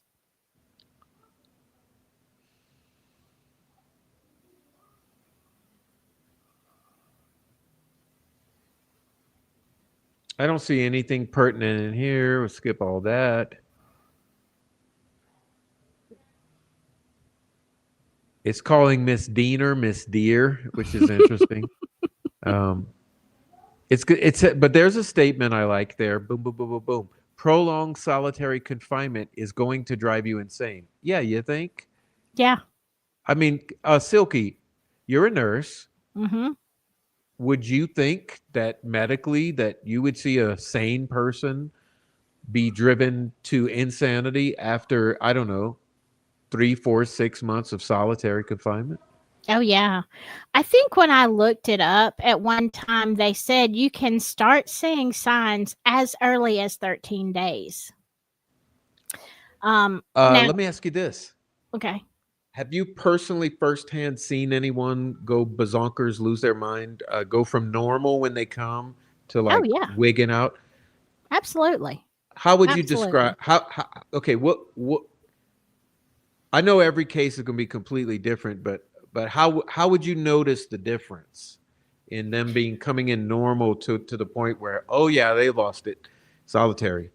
Well, usually because the officers are the ones who are, if they're in solitary, who are watching them 24/7. Um, Usually I get, called. I get a call to medical or on the radio or something like, hey, we need you to go to so and so. Um, you know, this inmate is beating their head against the window, and you know, we need you to check them out. We need to, or they just let me know that something is going on. Um, and I try to talk to them honestly. It doesn't most of the time work. If they calm down, it's only for a few minutes, just because I'm a new face that they're looking at today.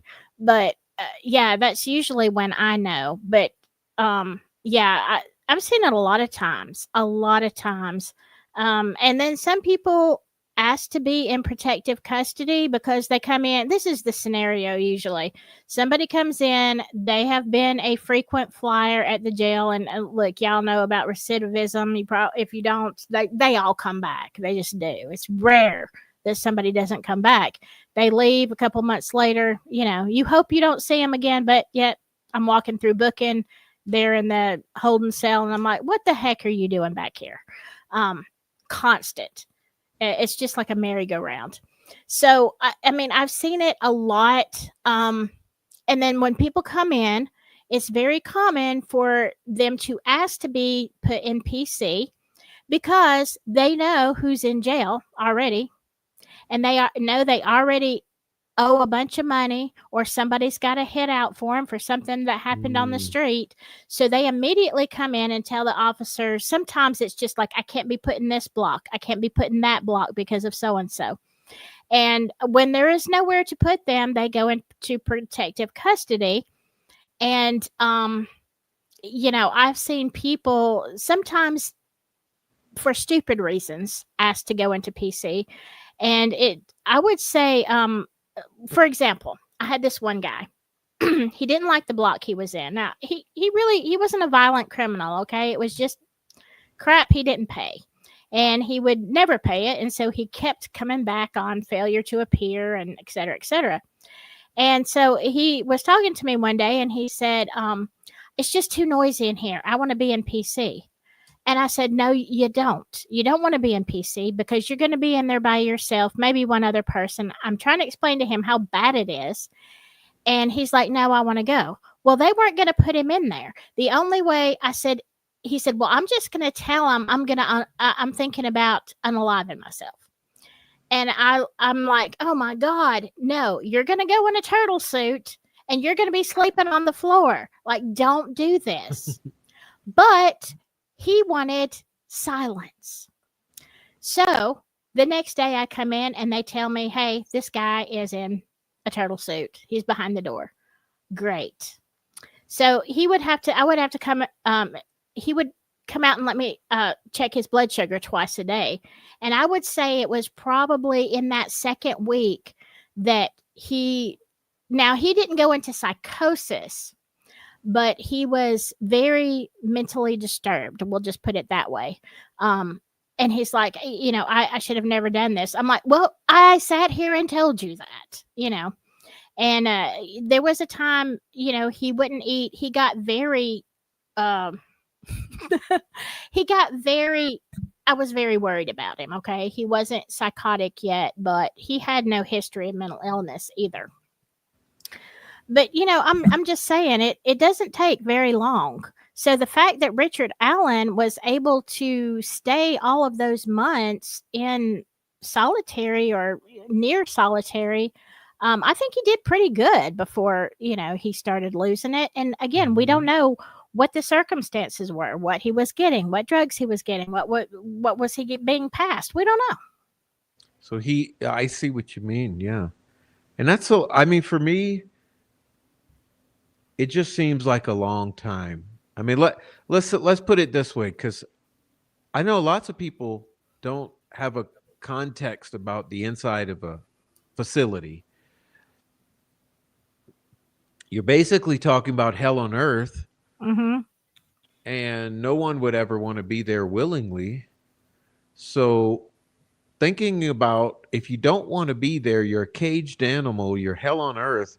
How long do you think it would take until you lose your mind? I mean, I'd probably give myself like a week or a month. Honestly. Yeah. I mean, I think he did extraordinarily well.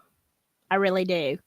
I think that says a lot, honestly, about his fortitude and his ability to, stay strong. And again, having a mental break in a situation like that, because it wasn't just the confinement, because the confinement in solitary alone can drive you bonkers. That's what I'm saying. But then you had the Odinist guards, and you had, the people saying, we don't know what, calling him a baby killer. Baby killer, yeah.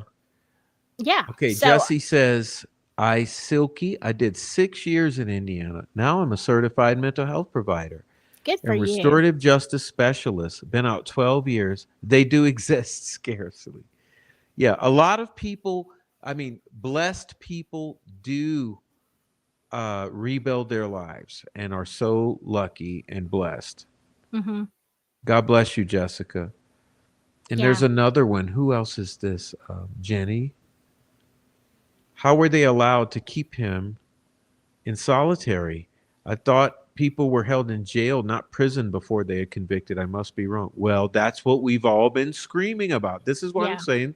We need an Allen's Law. You can't do this to nobody. I only know of one case, and I've said this several times because we hold really, when I tell you hideous criminals, we hold them until trial. That is not unusual. The only time that I have seen somebody go from our facility straight to DOC holding until trial is because of the nature of his crimes and the fact that it took place really just a few blocks away from the jail, okay, in a small town. And it did involve a child. And just, it was, the circumstances were horrible. It was just horrible. And because of our small town and everybody being related, everybody knows everybody, they felt that he was such a liability. I'm sure we usually transfer our people to another county, and I don't know if they didn't have any availability. I do know he went into protective custody in DOC because literally we were afraid that our own staff would unalive him or mistreat him because of the nature of the crime. Um, but is that okay? I would say no. Um, but I have seen it done one time. All right, let's see anything else in here. I guess I need to move on. Okay, boom, boom, boom. Thank you, Silky, for like. See, the thing about your unique perspective is so valuable. Being a nurse and working in a facility, like, hey, ain't many of you on YouTube. There ain't This is many of us, called period. Inform. She's a specialist. Okay, let's be real here. All right. There's Fucking. not a whole lot of correctional nurses, honestly, because and I love it. I do. But it is different. It's a different world. Oh, look. So here we have. I guess someone is testifying to the veracity of memories and all, and confession. So real memories would be sensuous, associated with smell and sound. You know, like experiencing the Hmm. real world around you. Right. False memories would begin with a belief, like a Hmm. narrative point. Real Yes. memories are perceptual. Hmm. Okay, good. Uh, the doctor is confused somewhat uh, when it comes to talking about Mr. Allen. They're not gonna let him do it. I don't know what that means. I mean, maybe let him testify. But question was, do you believe a completely normal person can become psychotic after 12 or 6 to 12 months in solitary? Hell yeah. The doctor says, absolutely. I have seen it happen, which is just what you say. Hmm. Um, okay.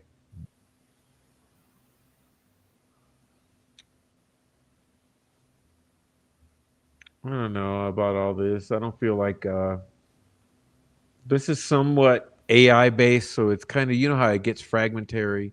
Yeah. But let's see. They're talking about the bullet now. And I'm going to skip all this because I think the whole discussion of a bullet is a whole gaslight. But you know what I prefer to do since I see all of this. Okay, I'm going to get to the end of it. And then I want to say, oh yeah, this is all about the bullet and the gun. This is zero point in reading through this gaslight, but I'd much rather talk to you about it because Yeah, I did listen to this. This is actually one of the major parts of Andrea's discussion that I was able to listen to. And I was quite surprised by some of the things that she said.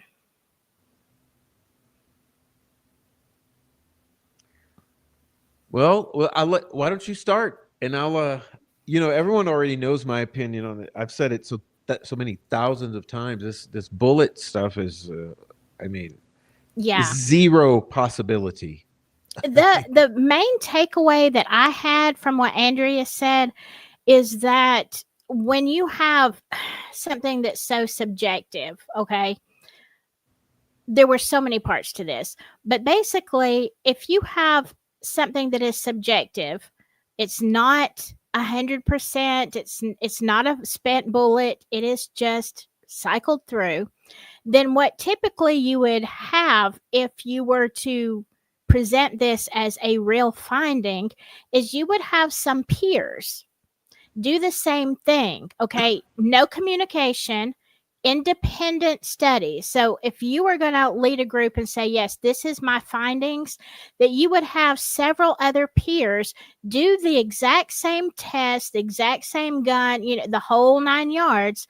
And then you would come together and debate it until you all Mhm. came to a conclusion that, oh, okay, I see what you're saying here. Okay, I was wrong about that. And there is not, that's kind of like the only time that you could really say this is a thing, this is a real thing. And this is not. She just did her own independent study. She did not go follow the rules of the peer group and then let's all come and hash it out until we realize what's going on here. So I'm like, she broke not tradition. She broke the standards by not doing that. So you're just basically out here giving your opinion the way you read this, but there is no discussion and nobody saying, "Hey, you're wrong because That's blah blah blah." horrifying. Yeah, That's horrifying. Yeah, that and which is exactly what it seems like that she's out here to give you what the state wants. exactly, Yeah, to her to exactly. say. So So that let was me my tell big takeaway. let me tell here's Prof's opinion. And I know you probably have heard me say it, Silky. There's no fucking way. Listen, I know how guns work. Why? Because I own a couple.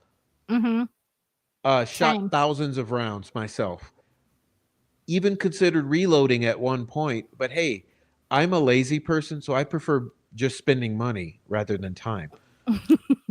However, there's one thing I can tell you that's this you could take it to the bank. This is gold.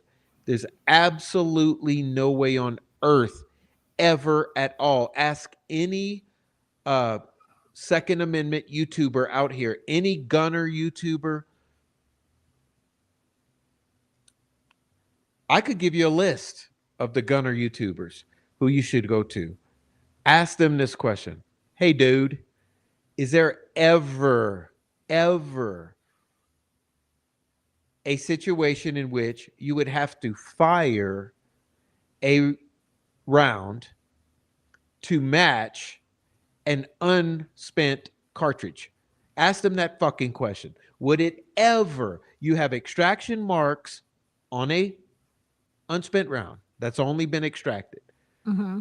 Would you ever could in your entire conception have to shoot around Mm-mm. to get casing that matches the marks on the extracted round? And that's what's Mm-mm. necessary. Every single one, I promise you, I'd be willing to bet my money. Every single one of those superstar YouTuber gunners would say, never, Never. absolutely not. It doesn't happen Right.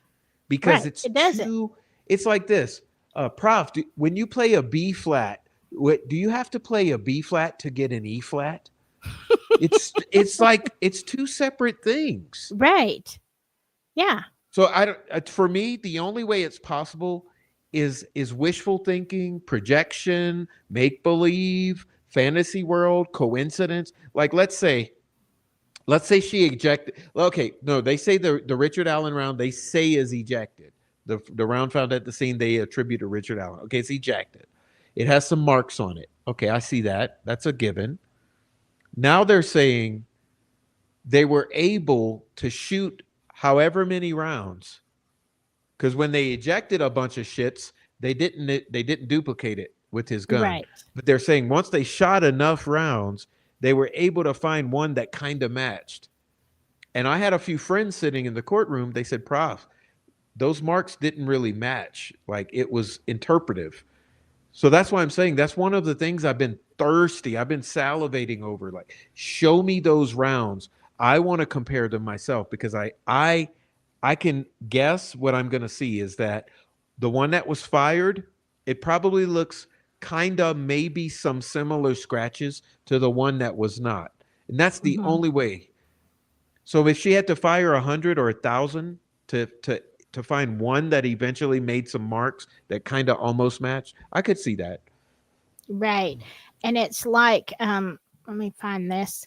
It's like 5 Green Acres just said, yeah, the marks come from the barrel, not from the ejection. So then the only way you're going to get it that's why you can't. That's why everybody said even years pre-trial, like you can't compare an ejected bullet to a spent casing. You just can't No. do it. And even Baldwin was not that smart. It's not even apples to oranges. It's apples to skyscrapers. Like Yeah.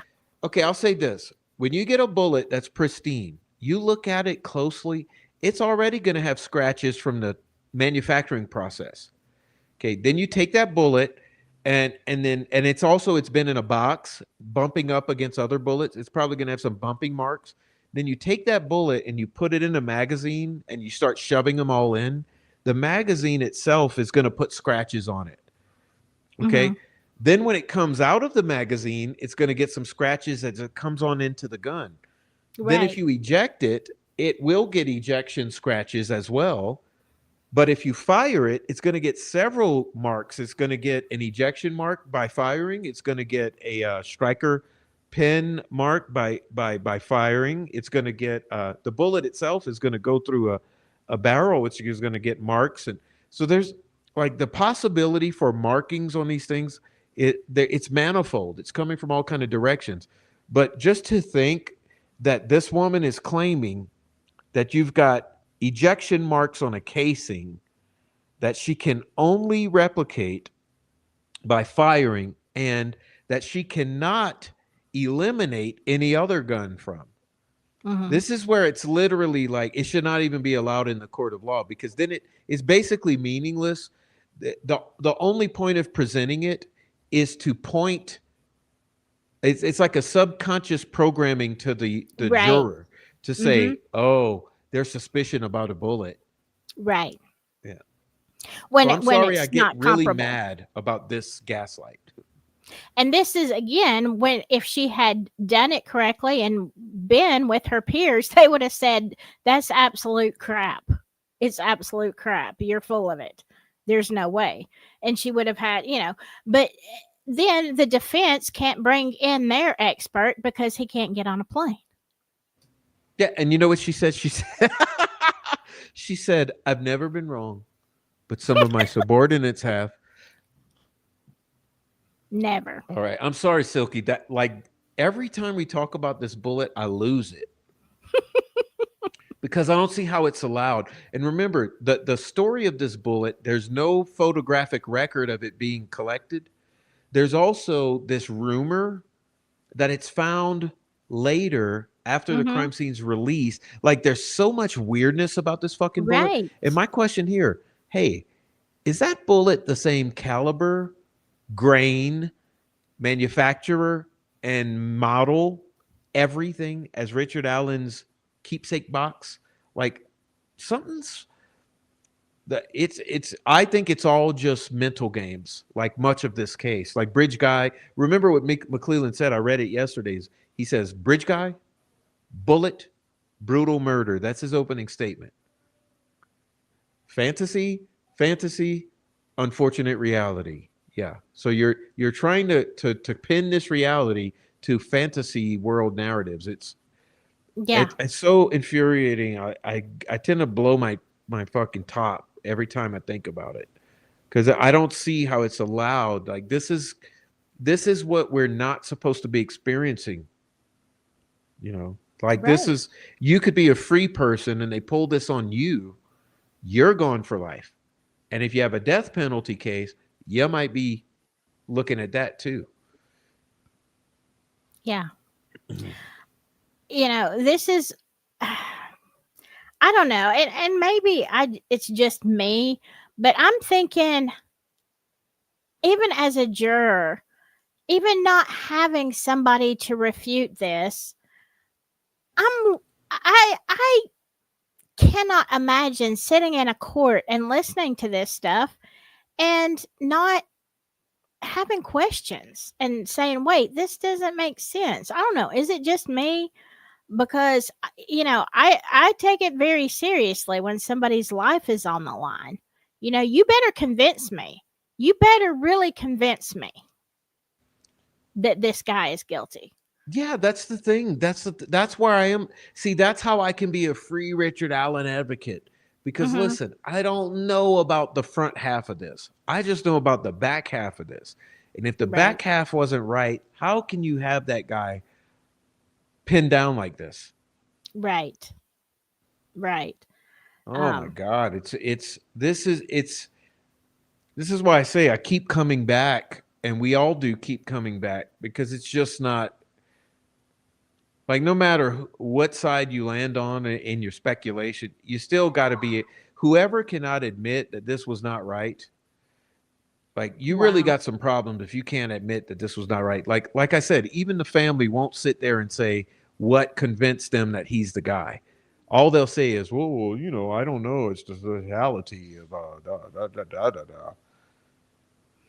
Yeah, I liked that last comment from EOA about it was ejected 200 feet from the bridge, but miraculously landed at the crime scene. Man, one of my earlier videos, I think when I still didn't know what I was talking about, was called the Magic Bullet.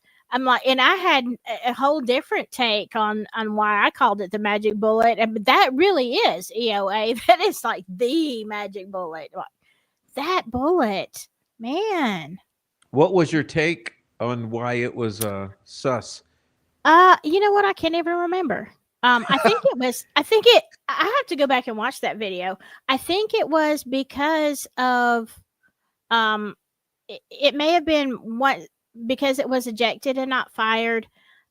Probably also because I didn't. It was never mentioned in Ron Logan's PCA or That's a Ron Logan. great Yeah, point. Yes. and yeah, it wasn't mentioned when they searched Ron Logan, and I saw no evidence.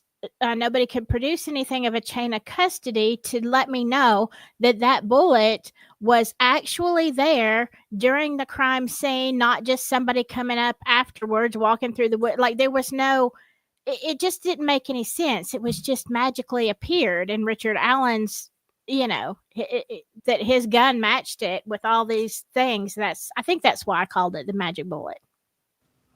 No, I mean, especially for me, uh, like you said, the Ron Logan. Okay, let's remove it again. All right, so Ron Logan,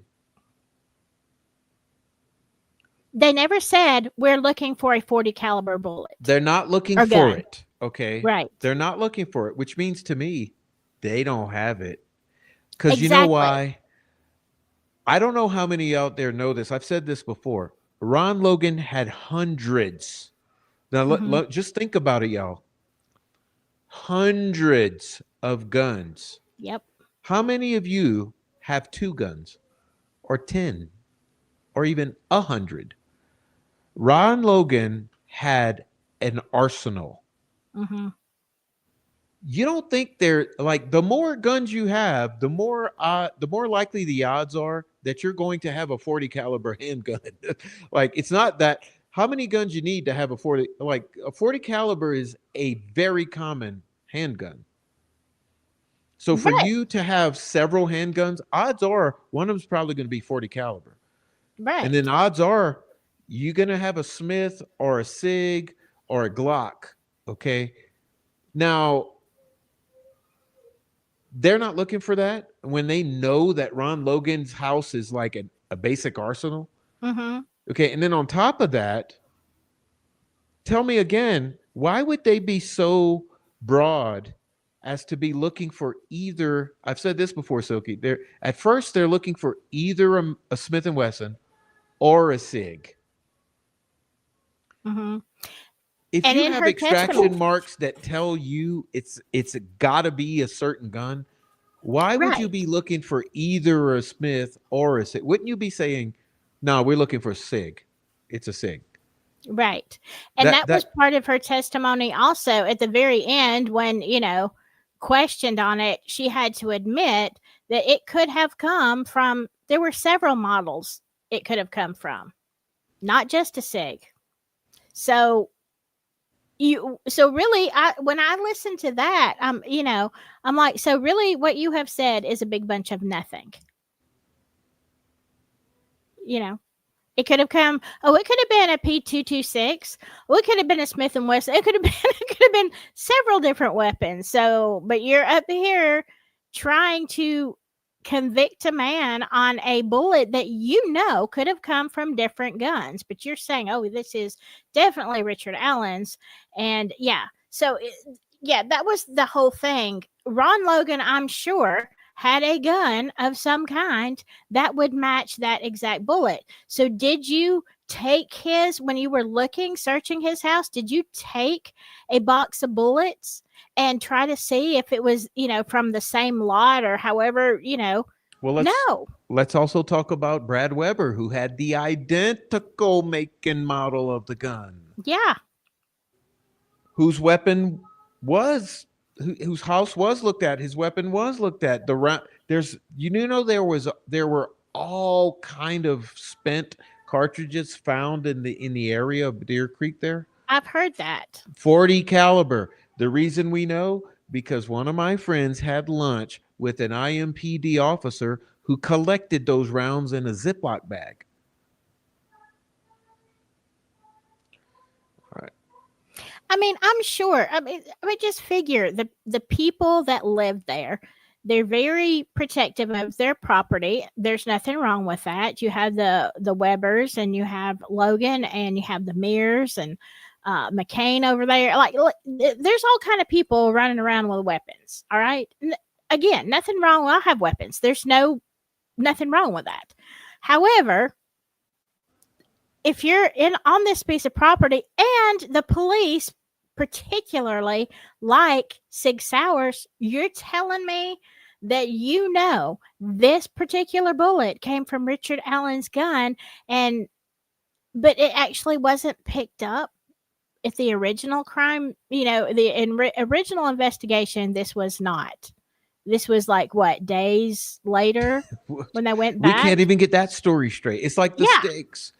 So you got these sticks on these dead bodies, which means the killers had to have put them there. Mhm. But you don't collect the sticks for DNA and now process. Are you Exactly. fucking kidding me? Right. Right. Can Uh, we be real? Like none of you here are stupid. You're in this chat, able to communicate. Do you honestly believe you got two dead bodies of little girls with sticks on them, which means the killers had to have been involved in touching those sticks? Yeah. And you don't collect the sticks, you don't swab the sticks, you don't give a shit about the sticks?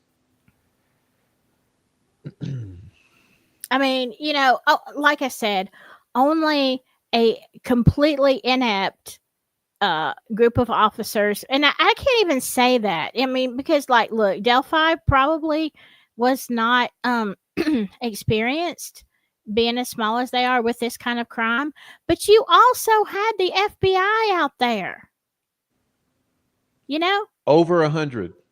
and you're telling me that you had all of these people out there looking at this crime scene and nobody takes the sticks. I can see old Tobe and Tony, like, really. I can just say, okay, well, they just don't know what they're doing when it comes to a It's but all the other officers, like nobody. You're right. Nobody's picking up the sticks. Nobody's looking for DNA. Nobody's looking for It's, I fingerprints. mean, Silky, it's literally mind-boggling. This is the only reason I can laugh. Is just like you cannot conceive. It's mind-boggling, dude. I mean, we've watched TV, right? You watch CSI or, like I Yeah. said, First 48. Like, come Hmm. on. I mean, cops do basic shit, right? Right. I mean, at this point, I'm thinking I am just, it's like I slept in a Holiday Inn Express, right? I know how to, but I'm thinking I could literally handle this crime scene better than y'all did. First of all, everything is bagged and tagged and numbered, and like there's a chain of custody. Like, come on. And I just watch it on TV. And no one lost their job for this shit. I Like, know, right? instead, people got promotions. It's Delphi. Right. It's like, Yeah. oh, And then they kick the FBI out. Hey, I know you guys are a plethora of resources. You're just a blessing. There's hundreds and thousands of you, but you know what? Get the fuck out of here. yeah. We don't We're need just going to FBI. ignore your years of training and all your vast experience because we got this. Yeah, it's insanity. Who got It the is donuts insanity. again? Yeah. Oh, I guess we should have collected those sticks a couple weeks ago. That gummit, Hey, Christina says Rick had a cell phone, a gun that he racked, a box cutter, while he wrangled two girls down a hill, through a creek, through the woods, got them undressed, did whatever, killed them without leaving any defensive wounds, got one of them redressed because he felt bad she was cold, and then killed her too. Somehow drained the blood out, though didn't leave no blood with her, but left a whole lot of blood with the other one. Then Mm-hmm. decided to put sticks. Then decided for some odd reason, instead of going through the woods down there, down that ravine like he could have, all the way out to his car, pretty much hidden in the woods, he decides, oh, I'm just going to walk down the fucking broad daylight down the road. And get seen by this lion ass Sarah Carbo who wanted to Yeah. argue. Yeah. Yeah. Oh my. I mean, just the one point alone of going through that water, the creeks were swollen, the water was up, it's freezing cold. Now, I am a short person, Prof. I am 5'2". This is cute. Richard Allen is 5'4". Not much That's bigger right. than That's I am. right. I'm telling you, I could not cross that creek, even by myself, much less controlling two girls. The one thing that I know, because I am a country girl, all right, grew up in the sticks, in the holler, grew up in the holler. Now, what I can tell you is when the water's cold, your legs stop working. And it don't take very long. Like you literally can't walk. Like you get so cold so fast, your legs won't move. And you're telling me this little bitty hobbit of a man, and I say that because I'm a hobbit as well, like no disrespect to Richard Allen, you're telling me that we can go in deeper water, freezing water, and cross the creek, control two teenage girls. Really? And no defensive wounds. Yeah. Like, come on. Like, listen, you guys who are retarded, evil fucking cops watching this who believe the state story. Listen, when would you ever have two teenagers who are both in sports with zero defensive wounds when you have a single perpetrator yielding a bladed weapon and both girls nude? Yeah. You won't. And you're right, Silky. See, that's another point they like to lie about is the level of the creek. Okay, because there's been lies on both sides. There's been lies saying it wasn't flooded. There's been lies saying it was too flooded. Here's the truth about the creek. The reason I know, I went and looked at the data and I combined it with the county maps. Okay. The creek was 2.5 to 3 foot above its normal level, which its normal level would place somewhat of a sandbar in between both banks at that crossing point.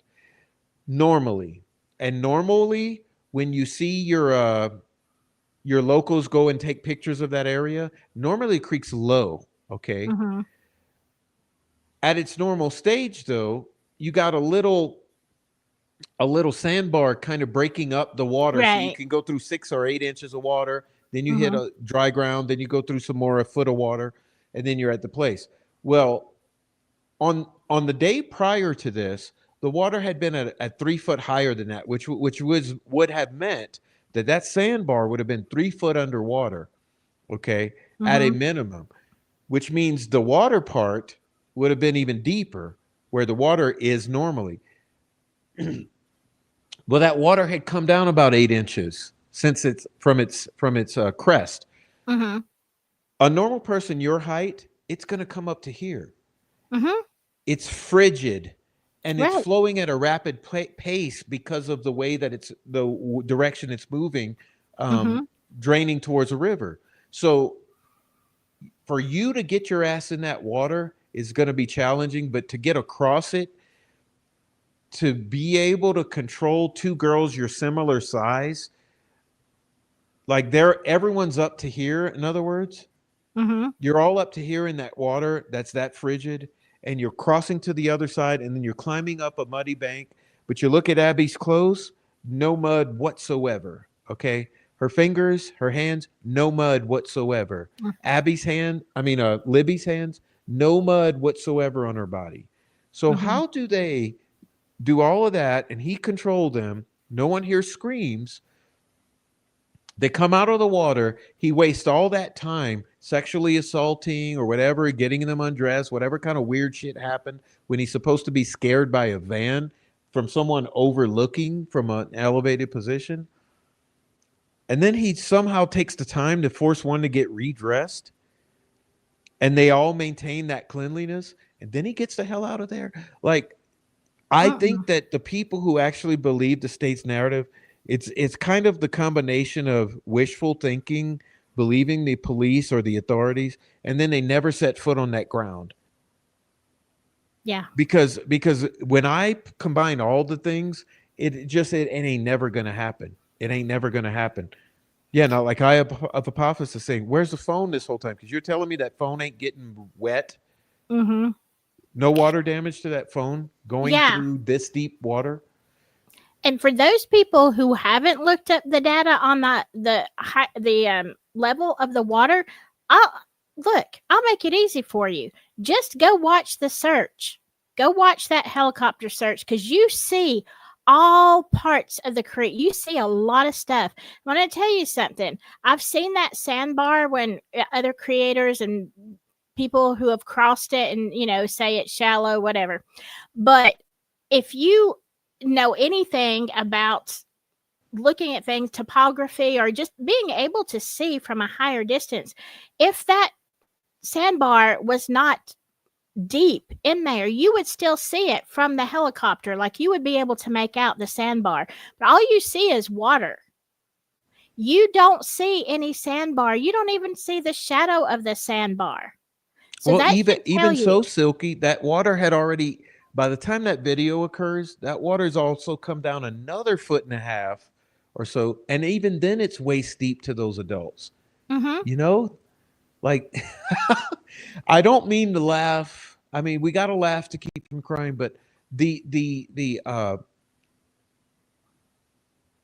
just the thought of it all is just it just makes no. Miss Pycrust thinks it makes no sense. Mm-hmm. And then, despite the family not liking us saying it or not, listen, forensic says it. Their male hair is on those girls. There's male seminal fluid. Okay, there's male DNA. What's going on with these girls' bodies that's not Richard Allen's? I don't know. If I knew, I would tell you. Yeah. And then so we'll never get the autopsy photos. Okay, that's okay. That's okay. But the autopsy photos are going to show you shit too. And I'm upset about the Yeah. DNA testing because if you have hairs on the bodies, fibers on the bodies, and fluids on the bodies, and none of that is tested or identified, or in other words, what males in the community have they swabbed to match with that? Right. I mean, I think that I have a problem with female Unknown female DNA. That Uh, too. Jeez. how do you have unknown female? Don't you know? I mean, if it's unknown, then I'm assuming you're saying it's not family, or is it family and you just didn't test it? Because they were never looking for a female perpetrator. Isn't that the weirdest thing you've ever heard? Yes. Who says women don't commit crimes? Mm-hmm. Hello? Yeah. Absolutely. Yeah, look, sweet dude says women in Indiana don't do crime. Yeah, allegedly. Allegedly. Yeah. Yeah. I mean, even if they weren't the actual one who caused the death, I mean, that would at least tell me if there's unknown female DNA, they were present at the crime, right? Because if it were prior to the crime, and you're going to go with the state's narrative of they crossed the creek in this water, the chances of having DNA sticking to you after going through all the water and crawling up the bank and everything else, I don't think so. I just, there's just too many holes. And I think that's what frustrates me about the trial is I don't feel like the holes were really looked at. I don't think No. that they were, and I know they had so much evidence, they had so much stuff, given to them that didn't make sense. And it's easy for us to say because we've got all the time in the world to look at this case. But I feel like there's so many points that the defense could have brought up, and maybe they know that in hindsight, that you could have hammered down, this doesn't make sense. The state's narrative doesn't make sense. And FYI, they don't have any DNA to prove it, but here's why it doesn't make sense. You know, Right. it's Or that would have been reasonable doubt, in my opinion. well, that's what boggles the mind. That's what boggles my mind is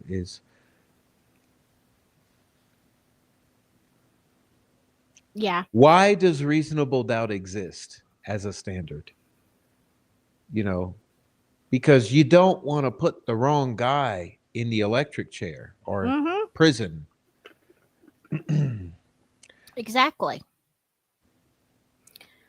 All right, Um, so Silky, I hate to do it. I think we've kind of completed our mission tonight. I think we have. I've got a headache. I just loved the discussion, and honestly, we could sit here and talk for hours. You know Oh that, yeah. Yeah. and which we should soon again. Yeah. And I know everyone has loved it.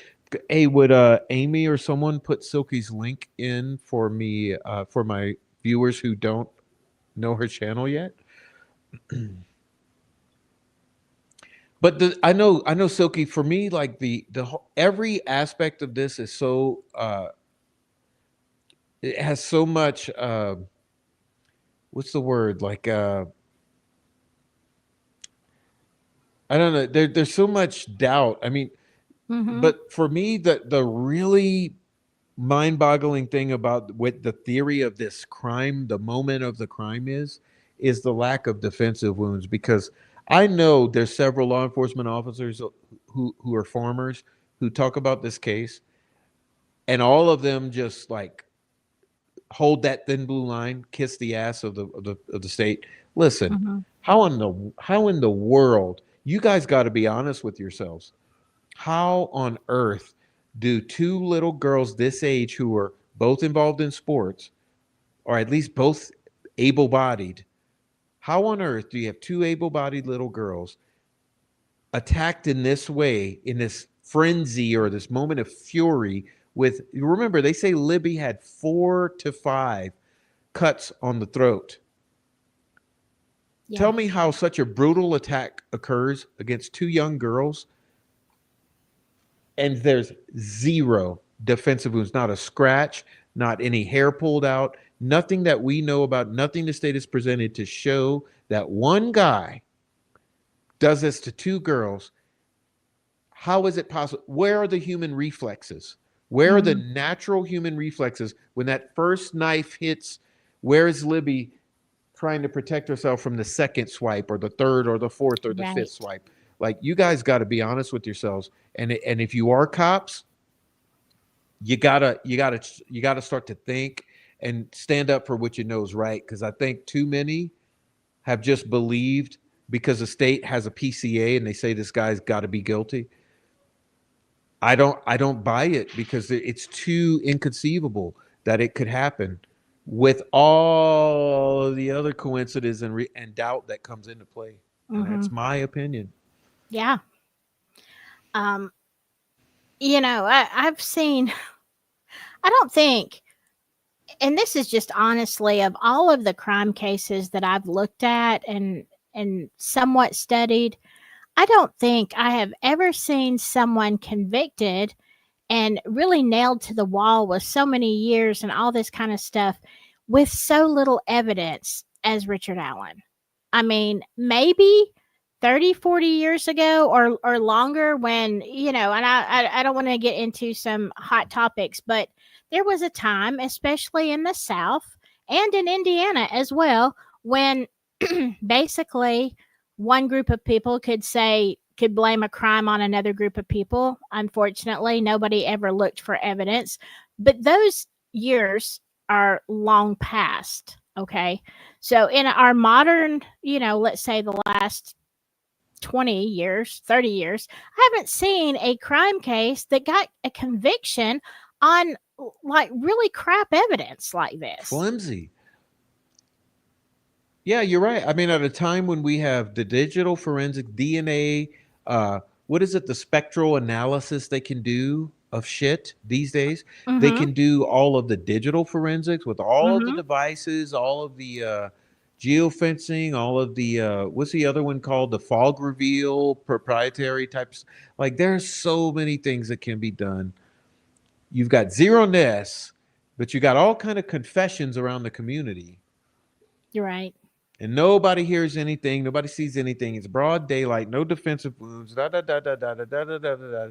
There's weird ass photos, weird ass videos, weird ass statements from the locals for years, including the family members. Someone explain it.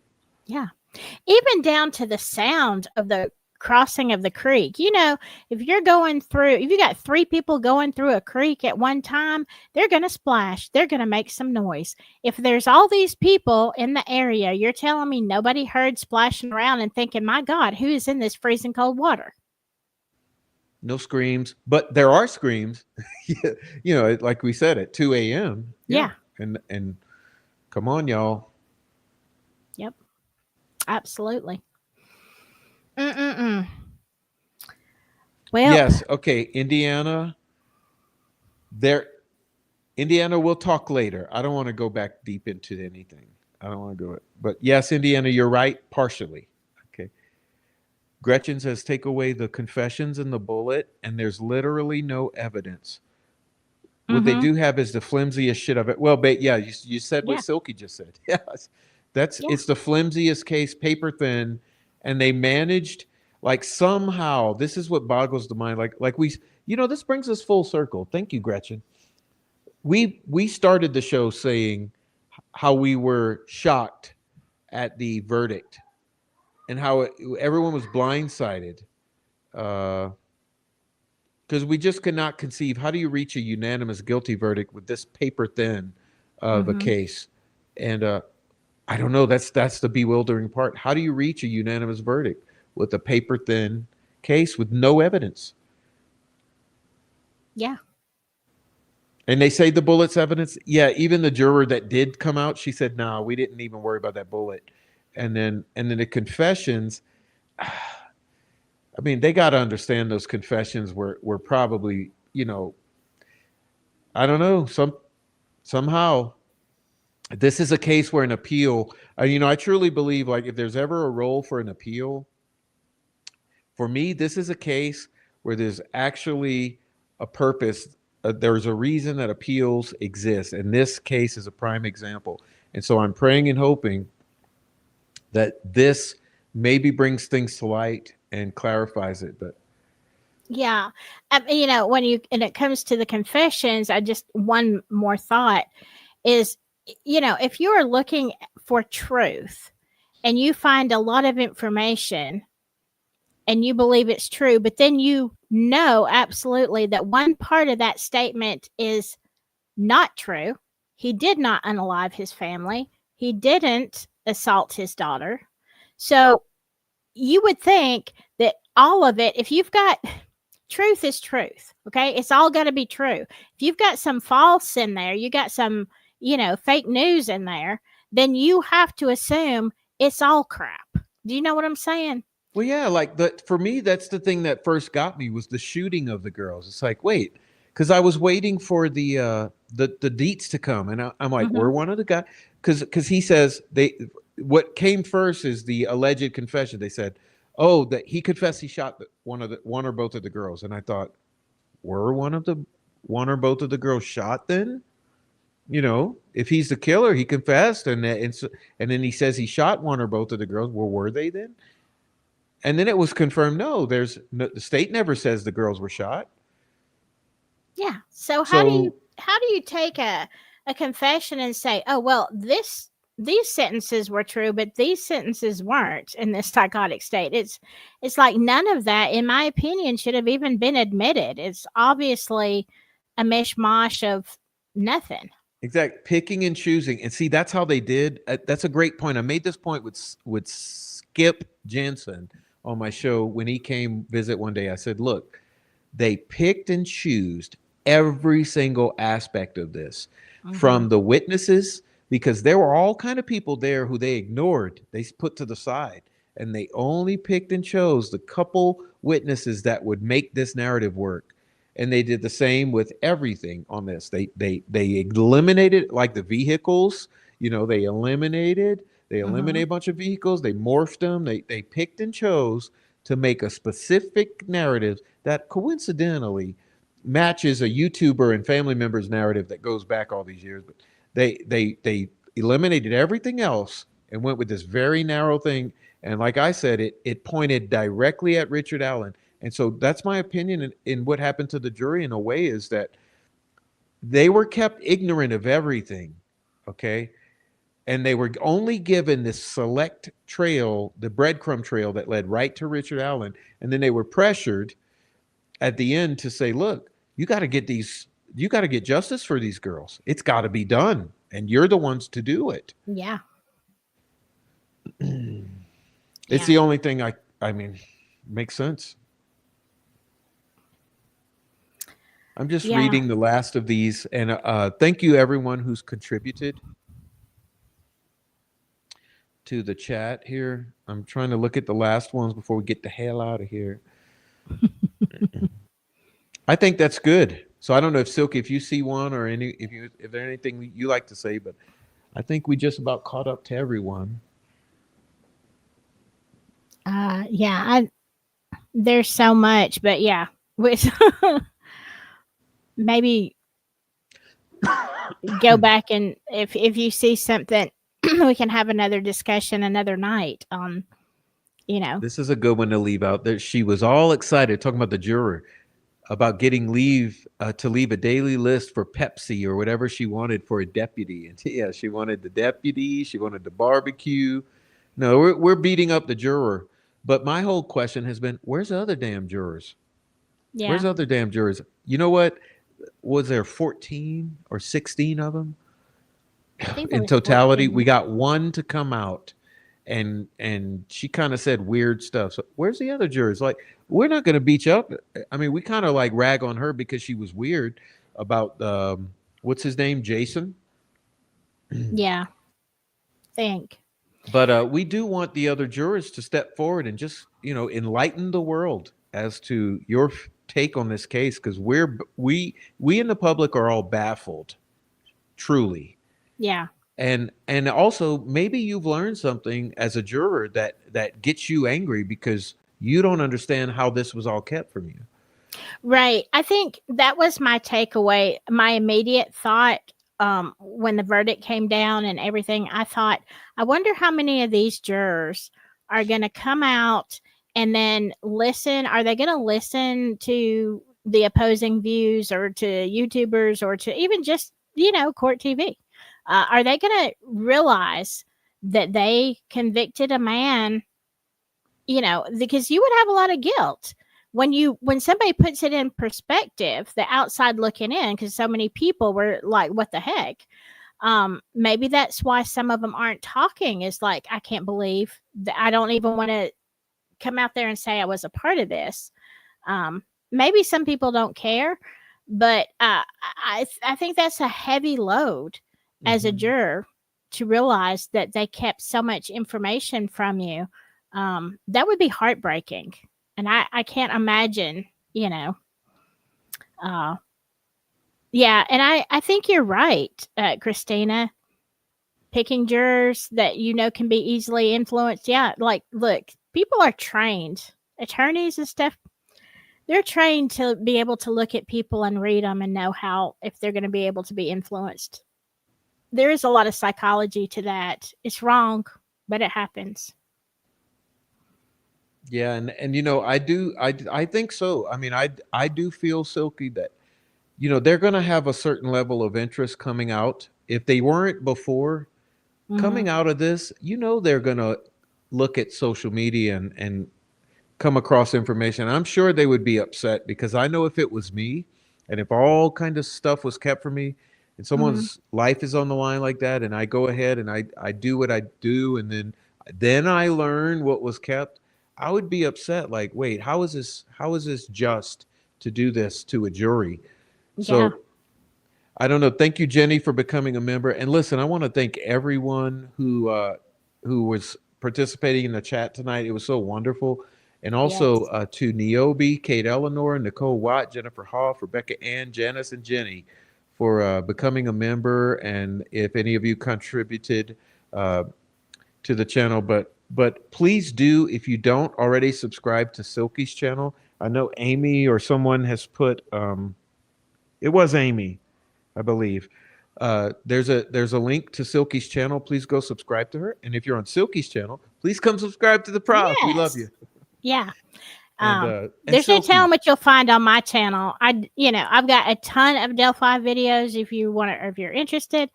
But I also, it's anybody's guess. Yesterday I talked about a news article, Prof. Just a funny ending. Okay, there is a news article out of New Jersey. This is what I was talking about, where a police chief.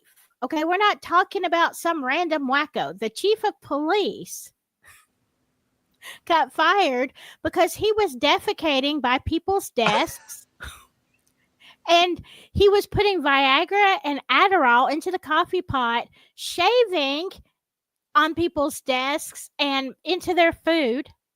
And like, look, he is a 26-year-old veteran. His dad and his granddad, both police officers, and this wacko is out here. Like, what are you gonna do? You're just sitting there minding your own business, and the chief of police comes by and drops a dookie right next to it's you. Like, true. I what can the vouch for this. I read the article. Like, what in the world? insane? People are bazonkers. Listen, this whole thin blue line, we're above the law, we're greater. Listen, this dude was shitting in his office and putting Yes, shit in the coffee pot and all the lunches and shit for the yes, police department.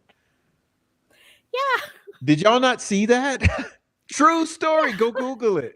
Yep, I covered that one yesterday. So there you go. You never know what you go find on my channel. Yeah. No, true story. Whack a Yeah, doo doo. Whack a doo doo. Good job, Hooser. yeah. Yeah. So, hey, Silky, I love you. Thank you so Love you much for too. coming. All right. Y'all have a great night. That I'm going was to be fun, out. Silky. All right. Thank you for having me. All right. Silky out. Oh my God, I love it. What a fucking trip. You guys, it's true.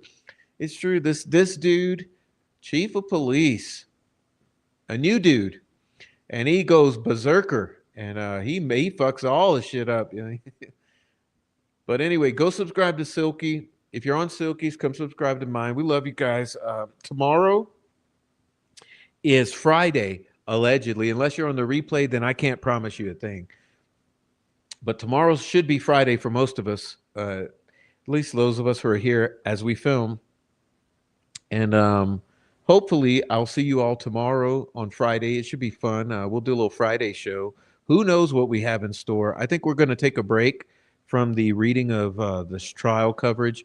Uh, we'll have one more episode on it, okay? So we'll be completing. Apparently, I have 32 pages left to cover. So on the next stream, we'll plow through that. But I was so glad to have Silky tonight because I needed a break. This has been too hard getting through on my own. So I asked Silky to please come join us. I'm so glad she did. Uh, Boy, she just brings the light to the room. And so thank you, Silky, for coming. And thank you, everyone who is here. You guys are the most awesome. Serious. Serious. You're the most awesome. I certainly appreciate having you here. And boy, it was fun. It was fun. And I thank God we got to laugh a little bit. Jeez, man, this case is a headache. Uh, Amy says, thank you, Prophet Silky. Big thank you, Miss Silky, and her chat. That's right. Silky's chat was in our chat tonight. Wasn't that fun? All right. So fun chat. Good everyone. So I love you guys. I brought in some relief. Is that the way you say it? Yeah. It's a relief for me to get to actually laugh for once because, man, I've been having aneurysms lately on these shows. But we don't want that. Anyway, God bless everyone. I need to meet Silky. She's right up the road from me. Sound as country as her. Really? All right. You guys go have coffee or something. Shit. Just don't do like a police chief or whatever in there. But God bless everybody. Again, hit the like on your damn way out of here, please. Also, hey, be aware. I have two channels, the Prof and the Prof True Crime. So subscribe to both channels. I'd appreciate it. I'm trying to get my numbers equal. So I love to balance out the ratio there on the two channels. So if you're not subscribed to the backup channel, go ahead and do that. All right. Talk about a city boss. Yeah, he's worse than the ones I've had, and I've had some pretty bad ones. Yeah. Good job, y'all. Good night, Indiana Nan. Let me say hello to everybody. Okay. Good night, Miss K, Abby Brown, Amy, Jenny, Diana, Shibby. Who else is up in here? Deb. All right, Tracy Fleetwood, Plain Iron, Yolanda, Sandra, Carla Ann, uh, Mino Dino, me. Shit. Who else we got in here? Oleg Cat was here. Tracy Fleetwood, Gretchen Allen, Jenny, other Jenny, Goose's Gammy. Did you change your name? Five Green Acres, Texas Suzer. All kind of y'all. Okay, KC Jakes. I know that Jake Brooks was here earlier. Elizabeth Jones was here. Shoot, there was so many people here earlier who seem to have blazed on out of here. So if you were here earlier, thanks for being here earlier. Appreciate that. All right. So Rhonda Holton, what's up? Thank you for being here. Thanks for chiming in. Oh, there, Rebecca Ann. I almost forgot you. Rebecca Ann was here. Everyone was here. Rick Snay. Shout out to Rick Snay, my buddy. He's not here, but I know he's out there somewhere. And so big shout out to Rick Snay and Noe Amos and Julie Melvin and Christine Erica and all my buds. Okay. God bless you all. A good night. Hug your kids, hug your wife. Represent those Flora 4 and the Delphi and Evansdale girls and everyone else you care about. God bless you all. Hug your kids, hug your wife. Thanks so much for being over here in the chat. I do appreciate you. And hopefully no one will be butthurt enough to try to copyright strike the channel, do whatever you want because you hate the Prof. Okay, so good night and God bless everyone. I love you. And now I'm going to hug my kid. And I'll see y'all guys later. And Anyway, tomorrow night it is.